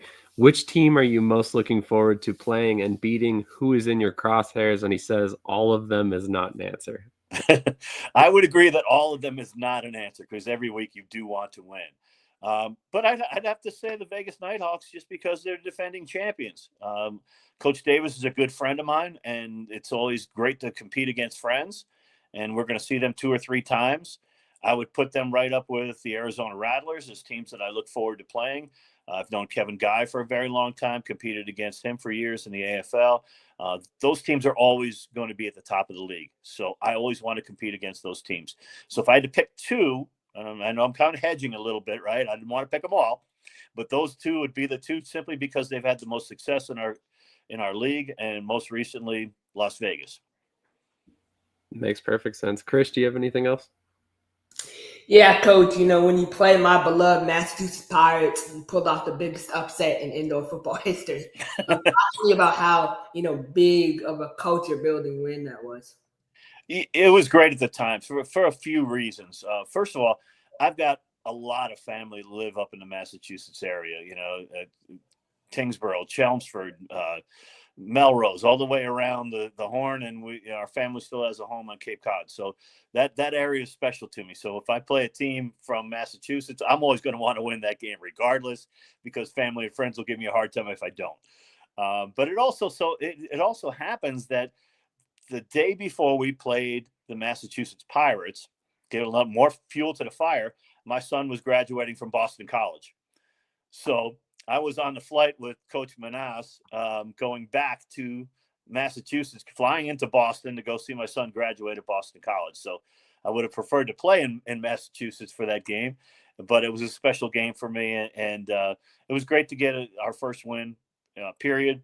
But it was also nicer to get it against an established program like the Mass Pirates, who have been traditionally a very strong team in the league. They're a championship level team, run by some very great people, and always have a strong following. So that was fun.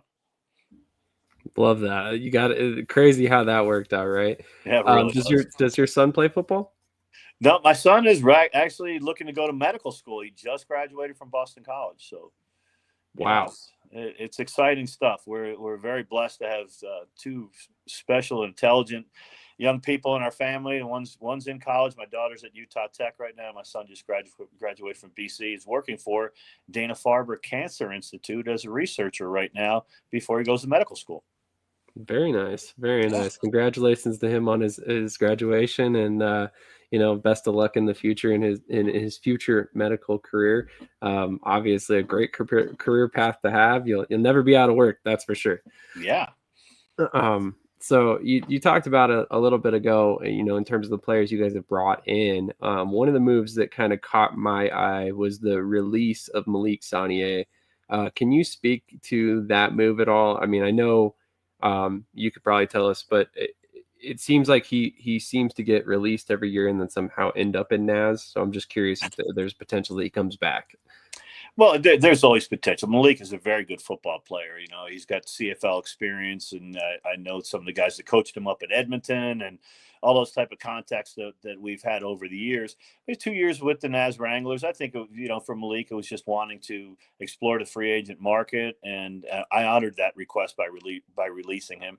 It had nothing to do with any animosity or things that we were looking at a player personnel level. It's just simply sometimes with these leagues, you have to be able to, listen to your players. And sometimes the players want to go out and explore free agency, and often they find the grass isn't greener and they come back to you. But also it can be a matter of just he's been with the team for 2 years and felt a little stagnated by, being in the same place and wanted to explore something different. So, I'm an opportunity guy. I never want to, cramp down on my players' opportunities. I always want them to explore what's best for them. And I think that's kind of the way we should approach this league. It should be one of these opportunity leagues that, there's plenty of players out there that if it's not their cup of tea to be with the Naz Wranglers, there are plenty of great teams that are out there, and we'll find what the perfect fit is for us. And that's the whole thing. When you're team building, you want to find the right fit. You want to have players that are motivated to be where you're at, and you want to make it big time where you're at. So, with those things in mind, sometimes we part company with players for various reasons. That's fair. That's fair. And honestly, I love that approach. I mean, these guys aren't out there making millions. So, I mean, at the end of the day, giving them a little bit of freedom and honoring their requests like that, I think will go a long way towards, getting other players that understand that you are trying to do what's best by the players. So I think that's a big deal for the team long term. Billy has another question for you. He says, as a coach, having friends coach against you, do you feel it brings the best out of you? Oh, absolutely, it does. Because you don't want to look bad in front of your friends. You always want to compete hard against the people that matter most in your life, and your friends included, right? It was a bit of a struggle last year, and we're not going to run away from that or hide from that fact.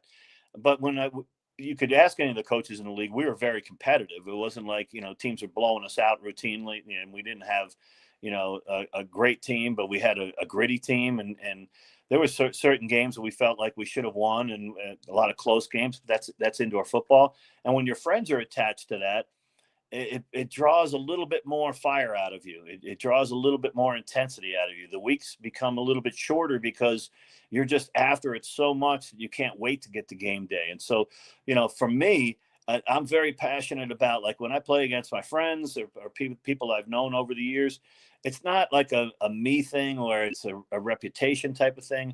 What it is it's an excitement, because I love to see my friends be successful too. I was at the championship game, and when Mike Davis was hosting that trophy, I was so happy for him, because I know his journey.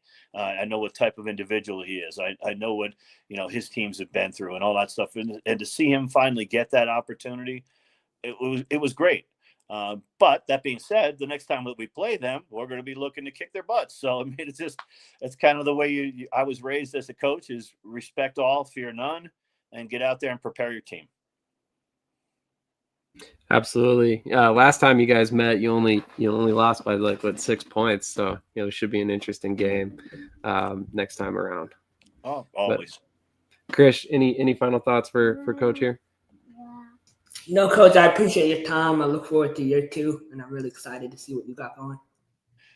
We are so excited about year 2. It permeates throughout the whole organization. I was talking to our PR guy, Tucker Welsh, just yesterday, and when I talked to my owners and I talked to the fans, I just need them to know that, the process is not always clean or fast, but the process that we're in the middle of right now is going to lead us to some terrific dividends come the season.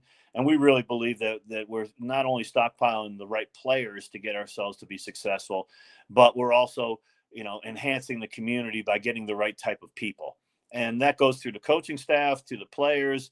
And we just can't wait to get it all out on the field. We know that there's a lot of time involved between now and then. So between now and then, I'll be working a couple of these off-season camps, one that starts in late October here, October 26th. I'm doing a joint camp with the Vegas Nighthawks and Coach Davis, and then I'm going to do another camp down with Coach Hendricks down in Dallas on December 4th, and then we're doing a couple in Prescott. We're going to announce the times on those. So, and I'm out watching college football. I was at the University of Utah game a couple of weeks ago, BYU games, Weber State, all those great football teams that are here in Utah. Hitting all those games are what kind of drives me and makes it fun. So we're looking forward to year 2, and year 2 can't come quick enough for the Northern Arizona Wranglers. Absolutely. Thank you so much for your time this morning, Coach. It's been a pleasure speaking with you. You're a great interview. Would love to have you back on later on in the season or closer to the season. It's been a lot of fun talking to you. Same here. Anytime you guys want to have me on, I'm eager to talk football and eager to promote the IFL and the Naz Wranglers. So thanks again, guys. Absolutely. Thank you so much for your time. Best of luck in 2026, and we look forward to seeing the rest of the offseason.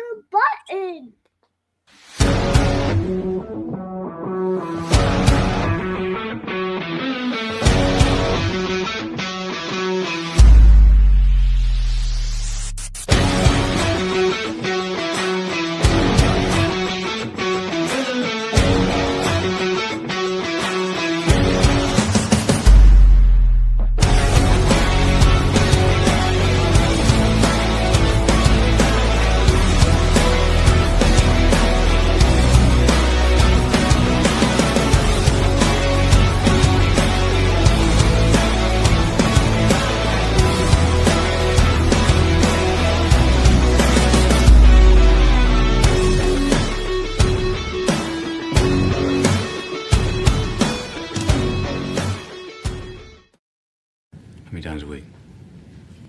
Like three or four times maybe. I gotta pump those numbers up. Those are rookie numbers in this racket. Shut up. All right, we're back to talk about the Southwest Kansas Storm and the 2 moves that they have made so far since joining the National Arena League for 2026. What are your thoughts on signing Demarius Washington and Mason Pierce, both wide receivers? Yeah, I think D-Wash is going to take the NAL by storm. I think D-Wash is going to ball out. I'm really high on D-Wash. I mean, D-Wash was amazing in the CIF. I think he's just going to – I mean, I watched what D-Wash does at his age. That's a player that I mean, it's unbelievable. I mean, he's someone who I feel like he's gotten older and he still is a baller. Remind me for the this player that you mentioned, is this the Mason Pierce that went to the Colorado Mines or the Mason Pierce that went to UIW? UIW. Okay. Yeah, he's a good kick returner. He's really good. He's a dynamic athlete. That's good. Southwest is putting. Yeah, that's good first 2 moves for Southwest. Yeah, smaller guy. I think he's like 5'6", something like that. Super electric with the ball in his hand. But yeah, I wondered the same thing. I immediately looked him up and I was like, oh, damn. Because I was super excited to see the Colorado School of Mines, Mason Pierce, get signed in the National Arena League. 22 yards per kickoff return is pretty good. It's pretty solid. Yeah, absolutely. Electric player. Definitely opens up some questions about some of the players returning for 2026. But we kind of knew that there was going to be a roster reset in terms of pay and stuff like that going to the National Arena League. So that is something to watch moving forward. So we'll see. It's going to be interesting for sure. Moving on, I think, let's see. We've done Louisiana, Dallas, Colorado, Amarillo. Let's look at Salina. Salina's got some interesting moves here so far. We talked about it off screen. They signed Devon Blair Jr. Kerry Starks is back. Kyle Jarvis is back. Rathel Carter just got signed. Tracy Books is back. Travis Taylor. Trey Brown, wide receiver. I think that's one of your guys, right? Trey Brown and Rathel. Yeah. That's right. My fault. Rathel was in the AAL2 in 2024, correct? Yeah. And then he moved up to the Cobras, was let go, and then went to the TAL or something like that. Yeah, Arkansas, Hot Springs. Yeah. Very nice. So excited to see him get an opportunity at this level, of course. And then, what are your thoughts on overall on the roster here? I mean, I give Coach DeGrone and CJ and all them a lot of crap about their linebacker room. Salina, they mastered their linebacker room with Kerry Starks in the NAL. Yeah, that's good. And then him and Rathel playing on opposite sides of each other. I love that linebacker room. O-line is looking good. Jeremy Martin, he's been around for a while. He's good. He's a good player. Kyle Jarvis, I mean, we know what he did in the Mexican League. He's solid. And then Travis Taylor, good move. Devon Blair is an interesting move. They have him listed at quarterback. Coach O has been around this long enough. There's no way he's playing Devon Blair at quarterback. There's absolutely no way. There's like zero. I wouldn't say full time, but keep in mind for the last 2 seasons, his backup has been Jamario Benson. Yeah, as a backup for sure, but like there's no like he's gonna play multiple positions for them. I feel. Oh yeah, 100%. I would be shocked if he trots out as the starter in 2026, but I think he makes a lot of sense for their quarterback too.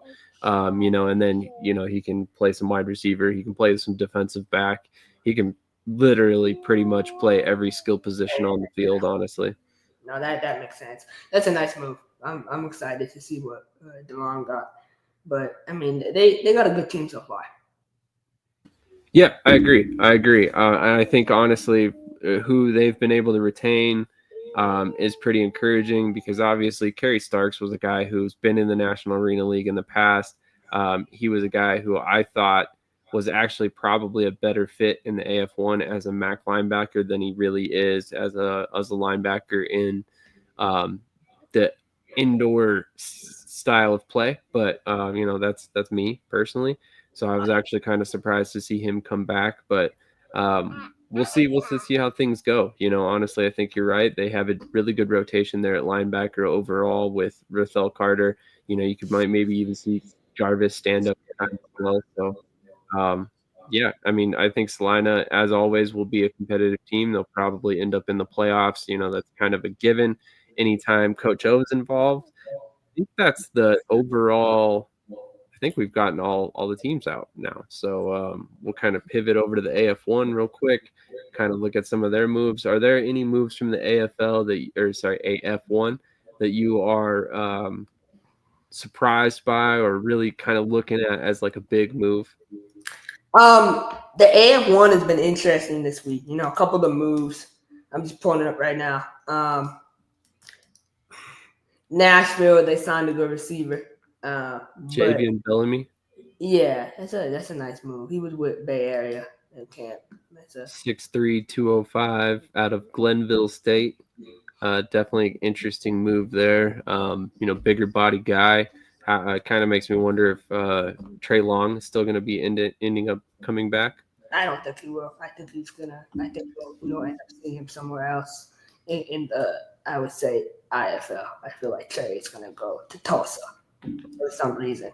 And then we talk about Minnesota moves, next topic. But for me, I look at Beaumont. Beaumont's D-line is looking real nice. Henry Kellogg, remember, he led the AFL in stacks 2 years ago. And then you got my boy JD, obviously, back on the line. Their D-line is looking nice in Beaumont. What do you think about the move to bring in Jeremiah Spicer? It doesn't really. I mean, he's a good depth piece. I don't think he'll start. But, I mean, Asai Scandy different. Asai Scandy can play anywhere. He can play most places in the country that have an indoor football team, arena football team. Asai Scandy can play at. I mean, he's balling. Looking at some of the moves Albany's made, maybe it's just me, at a surface level, just kind of evaluating what they've signed. To me, it feels like there might be a little bit of a salary reset going on in Albany. What are your thoughts on that overall? And then some of the moves they've made to bring in players like Freddie Booth Lloyd from, previously from Orlando, Donovan Ollie, who came over from the Bay Area. I mean, I'll put this out there, season's over. So Freddie Booth Lloyd signed with Oregon last year. They were flying him out to and from games. So you fly out Friday night and fly back Sunday. That's not sustainable, right? Obviously. So I think now Albany probably is paying him good. They're paying more than what Oregon was paying him. And so they're probably going to let him live there. That's a good move. I mean, Freddie, he's a baller, man. He's really good in the arena style of play. I don't think there's a pay drop-off. I think they're still looking for that big pay guy. There's always I would say 2 to 3 players on the team that they pay like a lot of money to, an absurd amount of money to. So I'm excited to see who that will be for them. I know the Memphis Showboats, going down, if they relocate, how that affects, are these cities for the UFL going to get new coaches new rosters, or they're all going to transfer over. We don't know that yet. So I don't think all 4 of their players who are in the UFL will make it. We can't assume that. So I wouldn't be surprised if we see Dwan Brown back with them. Yeah, it wouldn't shock me at all if at least one of those or 2 of those guys come back. DJ Walden, we know is in the CFL at this point. He's mid-season. They're probably going to keep him till the end of the year, and he's probably going to have a good future in the CFL if he continues to stick with them. But yeah, the relocations do open some questions. I do believe we see some of the coaching staff stick around. I don't think any of these coaching staffs are necessarily tied to the areas they're in. They're just kind of on those teams because it's their opportunity.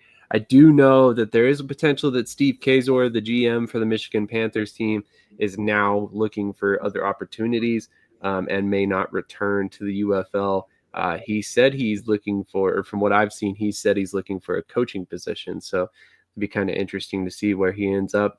Maybe the Michigan AF1 team is incredibly forward-thinking and they go get him as a coach, or, maybe they bring him in as a general manager for their team.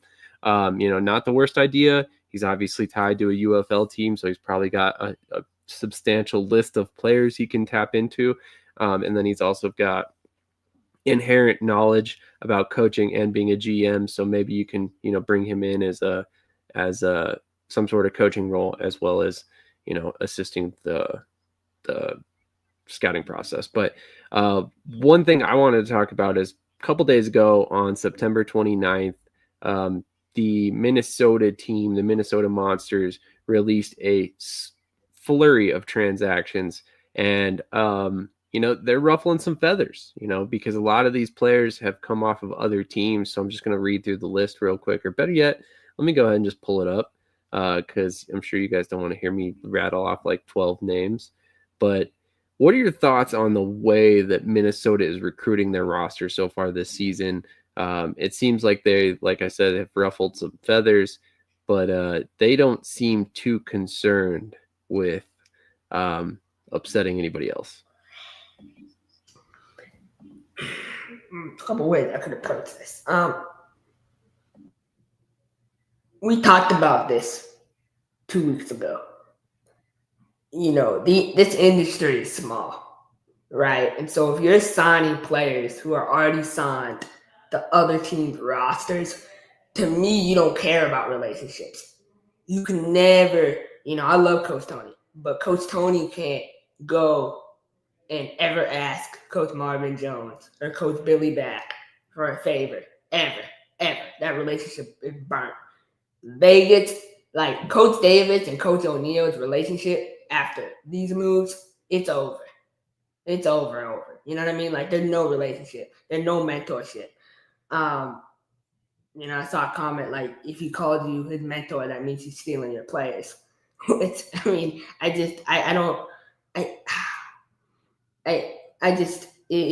wild, man. I mean, I look, if you pay the guys, I'm all for it. What did I say? I said, and I'll really make this clear, like, if they pay them what they're promising, then it'll be great. Then everyone, and I'm happy. Then I hope guys go get paid. I want to see, Lorenzo Hernandez, one of the guys they signed. He was with us. I would love it. I mean, he's a baller. He deserves to get paid.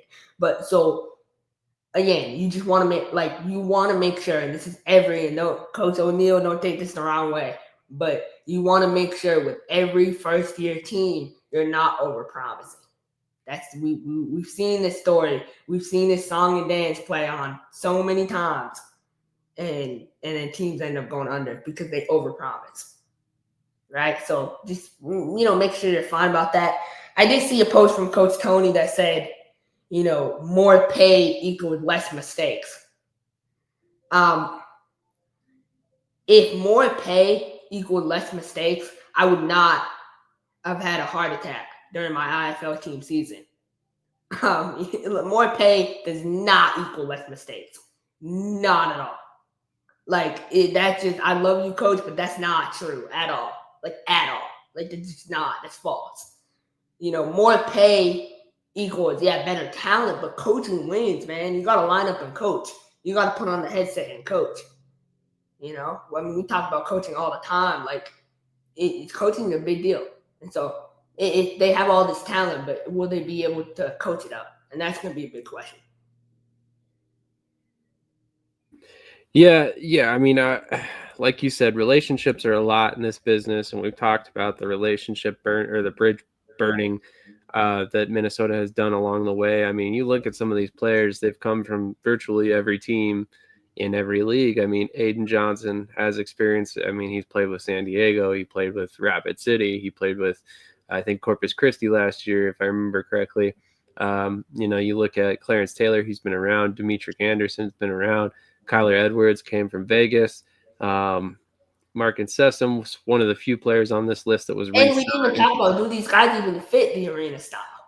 How many of these guys, like Dante Mason, that doesn't strike me as a player that fits the arena style. You know what I mean? Like, just being honest. And, I mean, Claude Davis, like, I don't know. Certain guys, like, I know for a fact Histic Kearney absolutely does not fit the arena style play at all. So it depends. You know, you got to really look at each of these moves and see, do they fit or not. That's fair. That's fair for sure. Ponce de Leon, when I saw that, I'm like, man, Coach Negron, dire times in Omaha. I mean, that's you lose Ponce, you lose Therese Trainer, and you lose Jonathan Adams in one day. Like, that's hard, you know. So yeah, I mean, it's not a great day, but at the end of the day, I mean, if you've been in indoor football for any length of time, you're used to that stuff. You know, you're going to lose a couple players every year to poaching. It's just but that's crazy though. Therese Trainer hasn't played ball in like 2 years, and Coach Negron was trying to do him a favor and sign him, and then he just can't wait a week and a half before dipping the Tulsa. That's crazy. I like this comment right here. I guess the question is, how much do relationships really matter?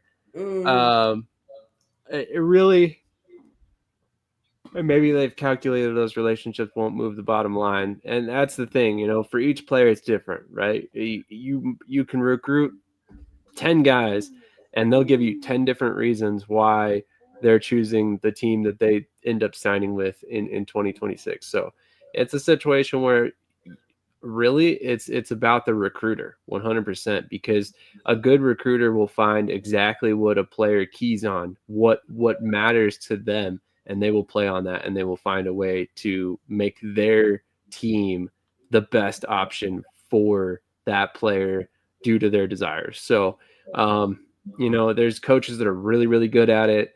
You know, they're really good at selling their product, selling their team, selling what they can provide to a player. And that's how they find. I love that comment, Adam. I love it. Love it. Relationships can wait, just like family. Adam, one of these days, man, we got to get you on the show. It would be a blast, I think. So let's chat on Twitter, and we'll line up a date for you to come on and guest host with us. I think we'd have a lot of fun. Ultimately, like, I don't have a ton of problems with the way that Minnesota is going out and getting players. I mean, somebody's going to do it every year. At the end of the day, there's always going to be a team that's going to go out and sign players off of other teams' rosters, and it's okay. At the end of the day, I have faith that Minnesota is going to pay what they're promising these guys, and that's my main concern. As long as these players are not being sold empty promises and then ultimately being... I want to address this comment from a coach. But coach, if they get cut and they try to come back, what's that? Right? To me, that's like, you know, you're hoeing around. If you get cut from somewhere, like, there's no coming back. Is Ponce really going to be able to come back? That's what that to me, it's like team by team. You know, you have to have enough. Enough, I feel like, self-respect as an organization. When guys leave you like that, okay, cool, but then no coming back. You know, I like this comment right here by Coach. Minnesota doesn't owe any other organization anything, but we don't owe them either. And then I also like this comment. They are trying to win and don't care about ruffling feathers. Can't hate on that. You can't hate on it now because it looks good now, but long term, what is that? You know what I mean? Like, we talk about relationships. building, let's look at Coach Davis. And we talk about how he has a lot of connection to the CFL. If Coach Tony, has a player that he thinks can move up, is he going to be able to call Coach Davis now? And, hey, Coach Davis, who should I contact? Or even Coach Davis, pointing him in the right direction. No. So you're kind of on your own. You're in your own island. And so that's fine, but that's what it is. You're separating yourself, per se, from the other. You're not part of the circle anymore. You're on your own. Yeah. Yeah, I mean, you're not wrong at all. There is relationship building between every coach. I mean, we see it every year, and Vegas is a great example. So I'm glad that you brought that up. Vegas will bring in guys every season to come in and compete for jobs. And typically when they are released, if that player is a good player, they will end up on another roster. And I happen to know firsthand that this is because a lot of times Mike Davis will call up other coaches and be like, hey, I've got this guy. He's probably not going to make our roster. I think he can help you. And a lot of times coaches take him at face value for what he says because he's trying to provide opportunities for the players at the end of the day. So I think that's something that I respect a lot from him in particular, and it's something that has resonated across the league. I mean, perfect example, James Cahoon. He was in Vegas last offseason. He made the team based on a tryout. He went into camp, competed, ultimately got beat out by Jaden DeLora and Jerome Johnson, which, not a surprise. Krish claims that Jaden DeLora, best quarterback in the IFL right now, and Jerome Johnson was the 2024 IFL MVP. So, a really talented quarterback room there. Cahoon gets cut. He goes down to Iowa. He is able to ball out, and now he's in Jacksonville where he's probably going to be the starter. So that's definitely something to take into account there. Coach Jones says that's the risk players take. They can sign with me and get cut, then not taking the offer elsewhere could be viewed as a mistake. And that's 100% accurate. And I would venture a guess that if those players approached you amicably and were not, rudely requesting a release to go pursue another opportunity, I'm guessing Coach Negron would probably show them some grace. And he had. I just hate that, man. I hate signing with a job and less than 2 weeks later. That's the first thing they teach us in business school not to do. You don't sign somewhere and then dip and leave. That's just not. You know what I mean? So how is this different? How is it different from? You're signing for a job and you're leaving. Like Carl Ware, right, for Playblow. He signed with Playblow and then turned around and signed back with San Antonio. You know what I mean? Why sign in the first place? I get it, filling out offers and going with the best, but don't sign somewhere if you're not fully committed. Yeah, I would say, man, it's tough to say. I'm not even sure how I really want to word this, but basically, when it comes to shopping your talents in indoor football or football in general, it is unlike anything else in terms of trying to find a job, right? If we're talking about the regular job market, yes, I would sit here and say don't sign with another team or, don't sign with another company and then turn around and change your mind. Even though there might be situations where you put yourself in a bad position because you chase the money or something like that, in a regular employment scenario. But I think with football, you just never know, right? A team could be like, hey, we're ready to offer you. And then the contract never comes. But, say where, for instance, the contract never comes from San Antonio, even though they're saying that they're going to re-sign you. And then, Pueblo sends you a contract. So you sign that one because it's there, right? So I think that there is some – I understand it to a certain extent with players because, first of all, there's only so many opportunities. So if you pass on them all waiting for the right one, you may not have any opportunity at all when all the chips fall. So I understand that aspect of things. I just wish that that teams – overall as a whole had a little bit more respect for that when a player is signed to another team. Just let them go. They're on that team now. So I mean it's kind of a tough situation to look at it that way, but these other leagues cannibalizing each other happens every season, and all it does is waste a bunch of people's time. So football is a humbling sport. Time will tell how everything works for other teams and coaches. Some people look up and find themselves in a hole they can't get out of. That's where relationships matter. At the end of the day, talent helps you, but you still have to coach, make adjustments, and manage a roster. It should be an interesting season on all levels. I completely agree. This season is going to be unlike any in the very recent past, just because of all the movement. And I look at another guy, right? Marquise Waters. We lost him to Vegas. He signed. I'm not mad. Marquise is, we blew Marquise. We could have had Marquise, but Marquise formed a relationship with Coach Davis, and now he's in Vegas. So what can we do? You know what I mean? That's on us. We got to be better. So sometimes you have to look at it like that. But when you sign with a team and then you leave, why is Terez Trainer signing with Tulsa? That makes no sense. They already have 3 tall receivers. They already have Monterio Hunt. They already have Josh Crockett. Why would you sign with Tulsa when you can go to Omaha and be one of their starting receivers? He would have started in Omaha. It doesn't make sense. He's chasing something that's just not there. It just doesn't exist. I can see your thought process, but it's all on a per case basis. Maybe he's got some. It's we had guys I'm gonna sound really bad here, but we had a linebacker and a DB in the offseason, and they signed with us in a week before camp. They couldn't call, and they went to Mexico, and they decided that was the best opportunity for them. Bro, I hope you're stranded. I hope you can't cross the border. You know what I mean? That's just me. I'm like that, though. When guys do that to us, I wish them nothing but the worst. Really. It's just bad. No. You don't do that. It's not. No. No. That's fair. Honestly, you don't feel bad because they haven't come to your team. Minnesota, Ben McCoy, my boy Coach Tony, go sign someone off a Southwest roster.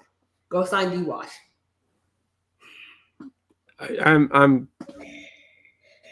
It's hilarious that you say that as if it hasn't happened the past 2 seasons.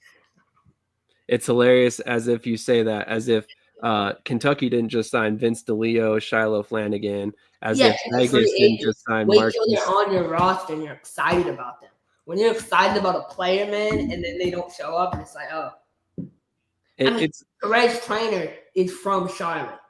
You realize Coach McGrone, if he was really unprofessional, he could get in the car and show up at the door. It could be like that. But it's you know what I mean? You just don't you don't know. It's a lie.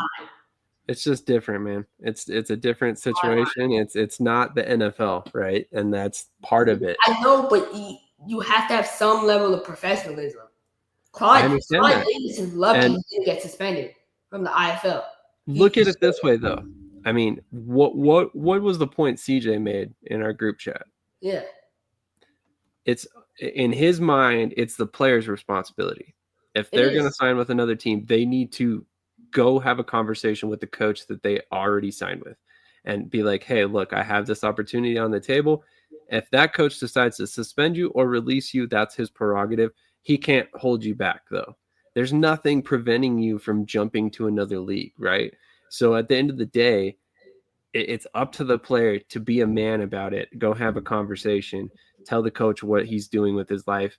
And if it doesn't fit, and that's what's best for you, 9 times out of 10, these coaches are going to understand because they know these guys aren't making life-changing money. And if a better situation arrives, they kind of owe it to themselves to take it. But that's the thing. Handling that situation as professional does not necessarily not mean you sign another contract with another team. It means you go up as a man and have the respect to talk to the coach man to man as you would, prior to signing with them.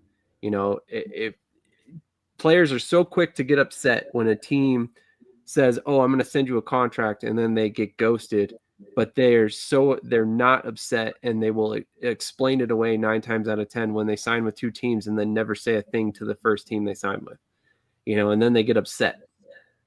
It's a 2-way street. You want respect, you give it. So in my mind, if you handle that in a professional manner, you have a conversation. it like I said, it doesn't necessarily mean holding yourself back in life either. I feel you. No, I got you, and I see your point. And see, this is a perfect example. Therese and I spoke before he signed with Tulsa. He handled it very professionally, and we will maintain a relationship as he looks to advance his career. Love him, but next man up. See, you're a good person, man. That's good. That's a good move. Like, that's why I'm not a coach. Because, oh my God. And that's the thing. It's like I said, it's a two-way street. Just because you're upset as a coach, oh, I signed that guy and then he signed somewhere else. You don't burn that bridge just based off that, because what happens when he does get cut? Then he can come right back. If you always wanted him on the team, what good does spite do you? Nothing. I mean, I'm a type of crazy fan where, like, when we lose a game, I'm texting the player's roommate like he should ride the Greyhound bus home with no water. Like, so I'm that type of guy. But we know. We hear it every week here on this show. My perspective is like a little crazy, but I appreciate that Coach DeBron, was able to work it out with him, and he will be back in Omaha probably. I'm just putting that out there. When he's back in Omaha, not if, he will. Krish always knows what's going to happen in the future. He busted out his crystal ball. He's reading the tea leaves, listen to the wind blow. He puts his ear to a seashell and here's the future. There's a bunch of stuff that goes on in Krish's life. So, fellas, love the fiery debate, but let's all unite and agree on something. The Nashville Cats putting the cool cat back on their helmet means arena football is moving in the right direction.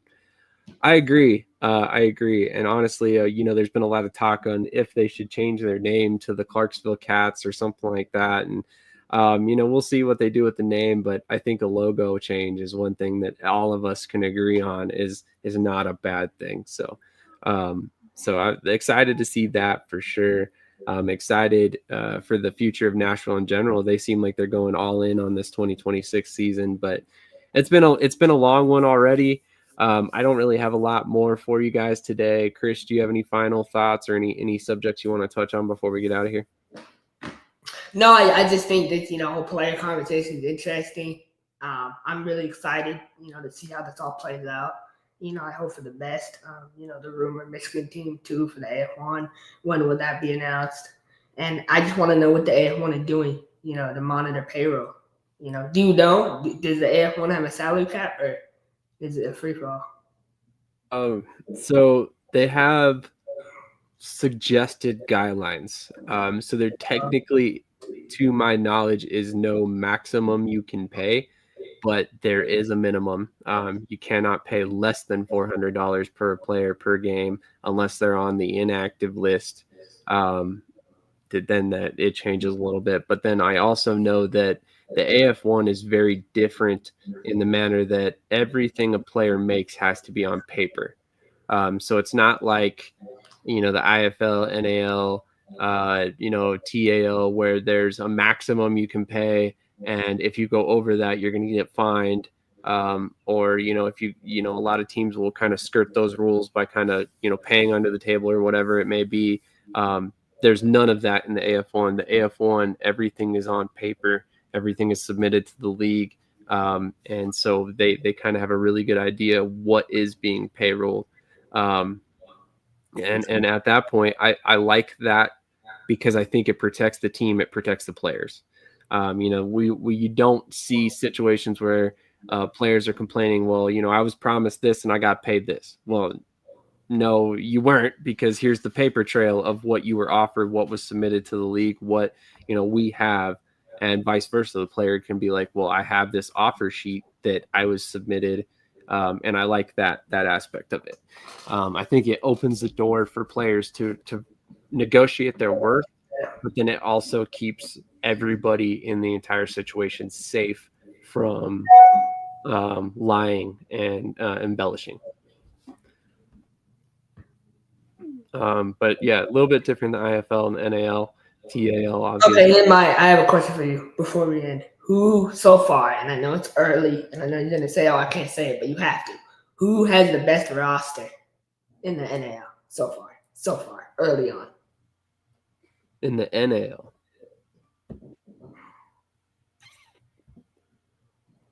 Colorado. Yeah, I like their roster. A lot of high-end talent. If we're talking AF1, it's Nashville. I don't even think it's close currently. I really like what they've done. I have a lot more faith. Yeah, step ahead of Albany for sure this year.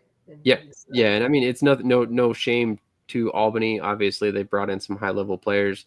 I just know what I'm going to get in Tyler Kolka for his whole season. I'm not sold on Jerome Johnson in that Albany offense yet. He's not quite the normal player they would go after. And then Rob McCoy did a lot of great things last season, but he was not a full-time starter, and I think there's still a little bit of question marks there in terms of what he can do if he does become that player. So, very interested to see how their quarterback situation works out, and they could end up being just as good as they always are.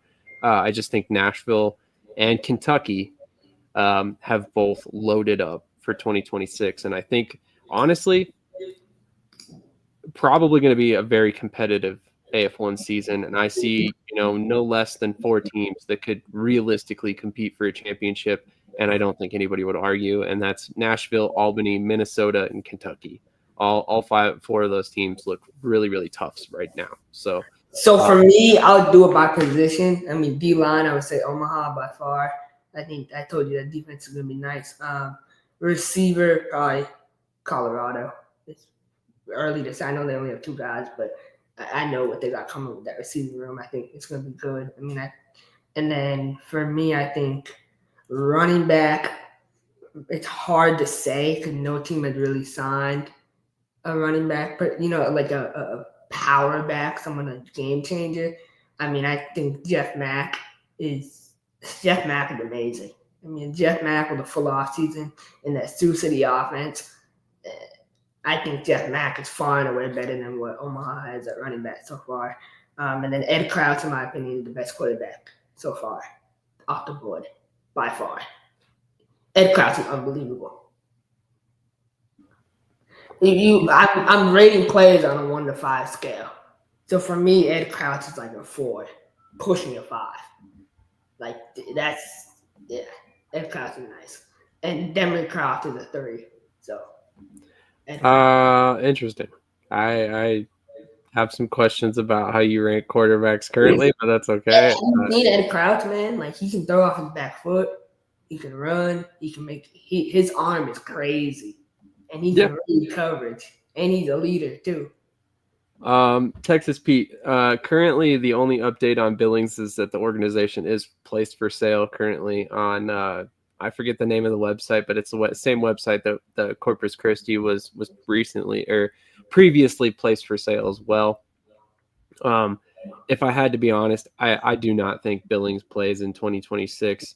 I think at this point, if we're this late in the season, they don't have a coach named. They don't have a location named, because of all the disdain from the city of Billings towards the organization recently. I just don't see Billings playing in 2026, specifically, definitely not in Billings. And I think it's too late in the game to announce a relocation. I do think Titus will return with a team at some point in the future. 2027, yeah.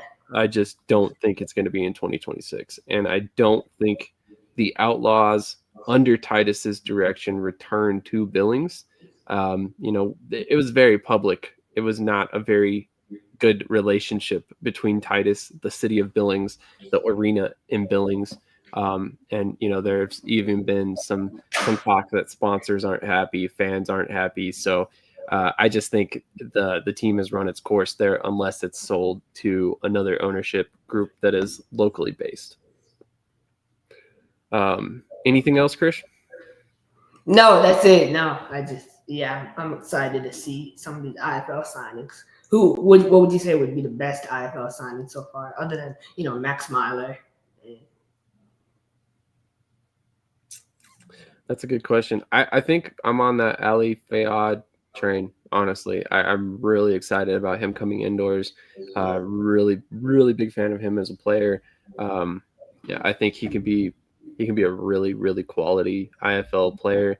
And if he even plays in the league this year. Yeah, I would say mine would be Deshon Stoudemire, the Vegas probably. I'm really excited about Deshon and what he's about to do in Vegas, and I'm excited to see for sure. Absolutely. Real quick before we get out of here, a couple final thoughts from me. I shouted it out last week. I'm going to do it for at least a couple weeks. There is a story going around in the indoor football community about Justin Garcia, a former player for the Idaho Horsemen. He is battling ALS. For anybody who's not aware of ALS, it was formerly known as Lou Gehrig's disease. It is incredibly tough to deal with for the family, for the person going through it, of course, and then everybody around them. So the family is definitely in need of our assistance. There is, I believe, a GoFundMe that is pinned on both my personal Facebook profile as well as the Shady Sports Network Facebook profile. Honestly, the family doesn't even know I'm shouting this out. I just really wanted to do our part as the indoor football community to kind of try and help them. And then also I wanted to send out a heartfelt thank you. I have mentioned a family scenario that I have going on, or that we have going on. It's not directly towards me, but and mentioned a GoFundMe for my family that is trying to raise some funds for my second cousin. And with that, a lot of viewers of this show went out of their way to donate to my family, and I just really wanted to say thank you to all of you guys watching today. I never thought in a million years that this platform would grow into what it is today, and it's generated a lot of good, a lot of things that I never thought it would do. So just really wanted to thank the audience today, because I know some people who are in the comments right now took money out of their pockets to donate to my family, and it really means a lot to me. It really means a lot to them, and it shows me the kind of people that we have watching, and really there's some really good people in the audience today. So shout out to all you guys that took the money out of your hard-earned money and donated it to my family to help benefit them through the situation they're going through as well. Here's a shameless plug after two somber notes, but if you have just a little bit more money in your pocket, go check out some of the Shady Sports merchandise, and kind of support the network as well. But one more thing? Yeah. Next week, I'm dropping my NAL head coaching rankings, man. So excited. So one of my guys gave me the suggestion to do tiers. So we're doing tiers this year.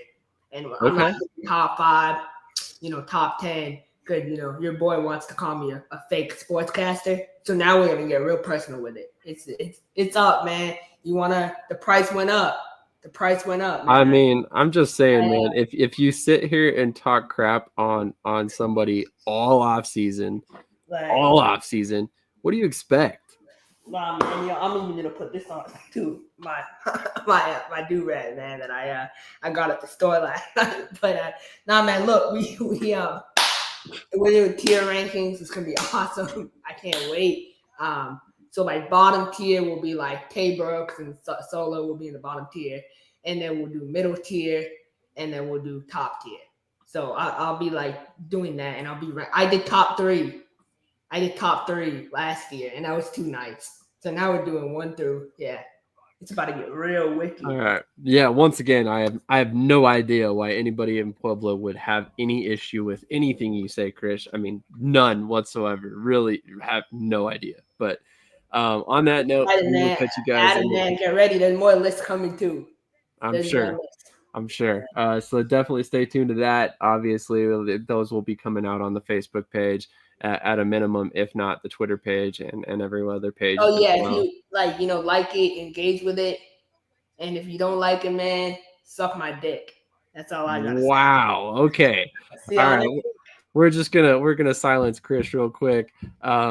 Yeah, for the record, if you don't like his rankings, we want to hear that too. So come to the Facebook page, let him know how much his rankings suck if you think that, and we will take all the engagement we can get, good or bad. It's a lot of fun to get your guys' thoughts. Obviously, nothing is, well, maybe if you're Krish, some of the stuff is said to offend people, but nothing we do is purposely to offend people.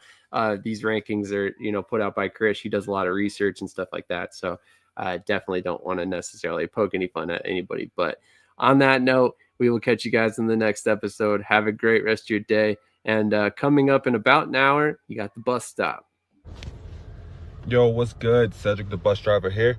I don't know about you guys, but I know what I will be doing every Tuesday, Saturday, and Sunday. And Thursday nights, too. I'll be over at Shady Sports Network, so catch up with me. Holla at your boy.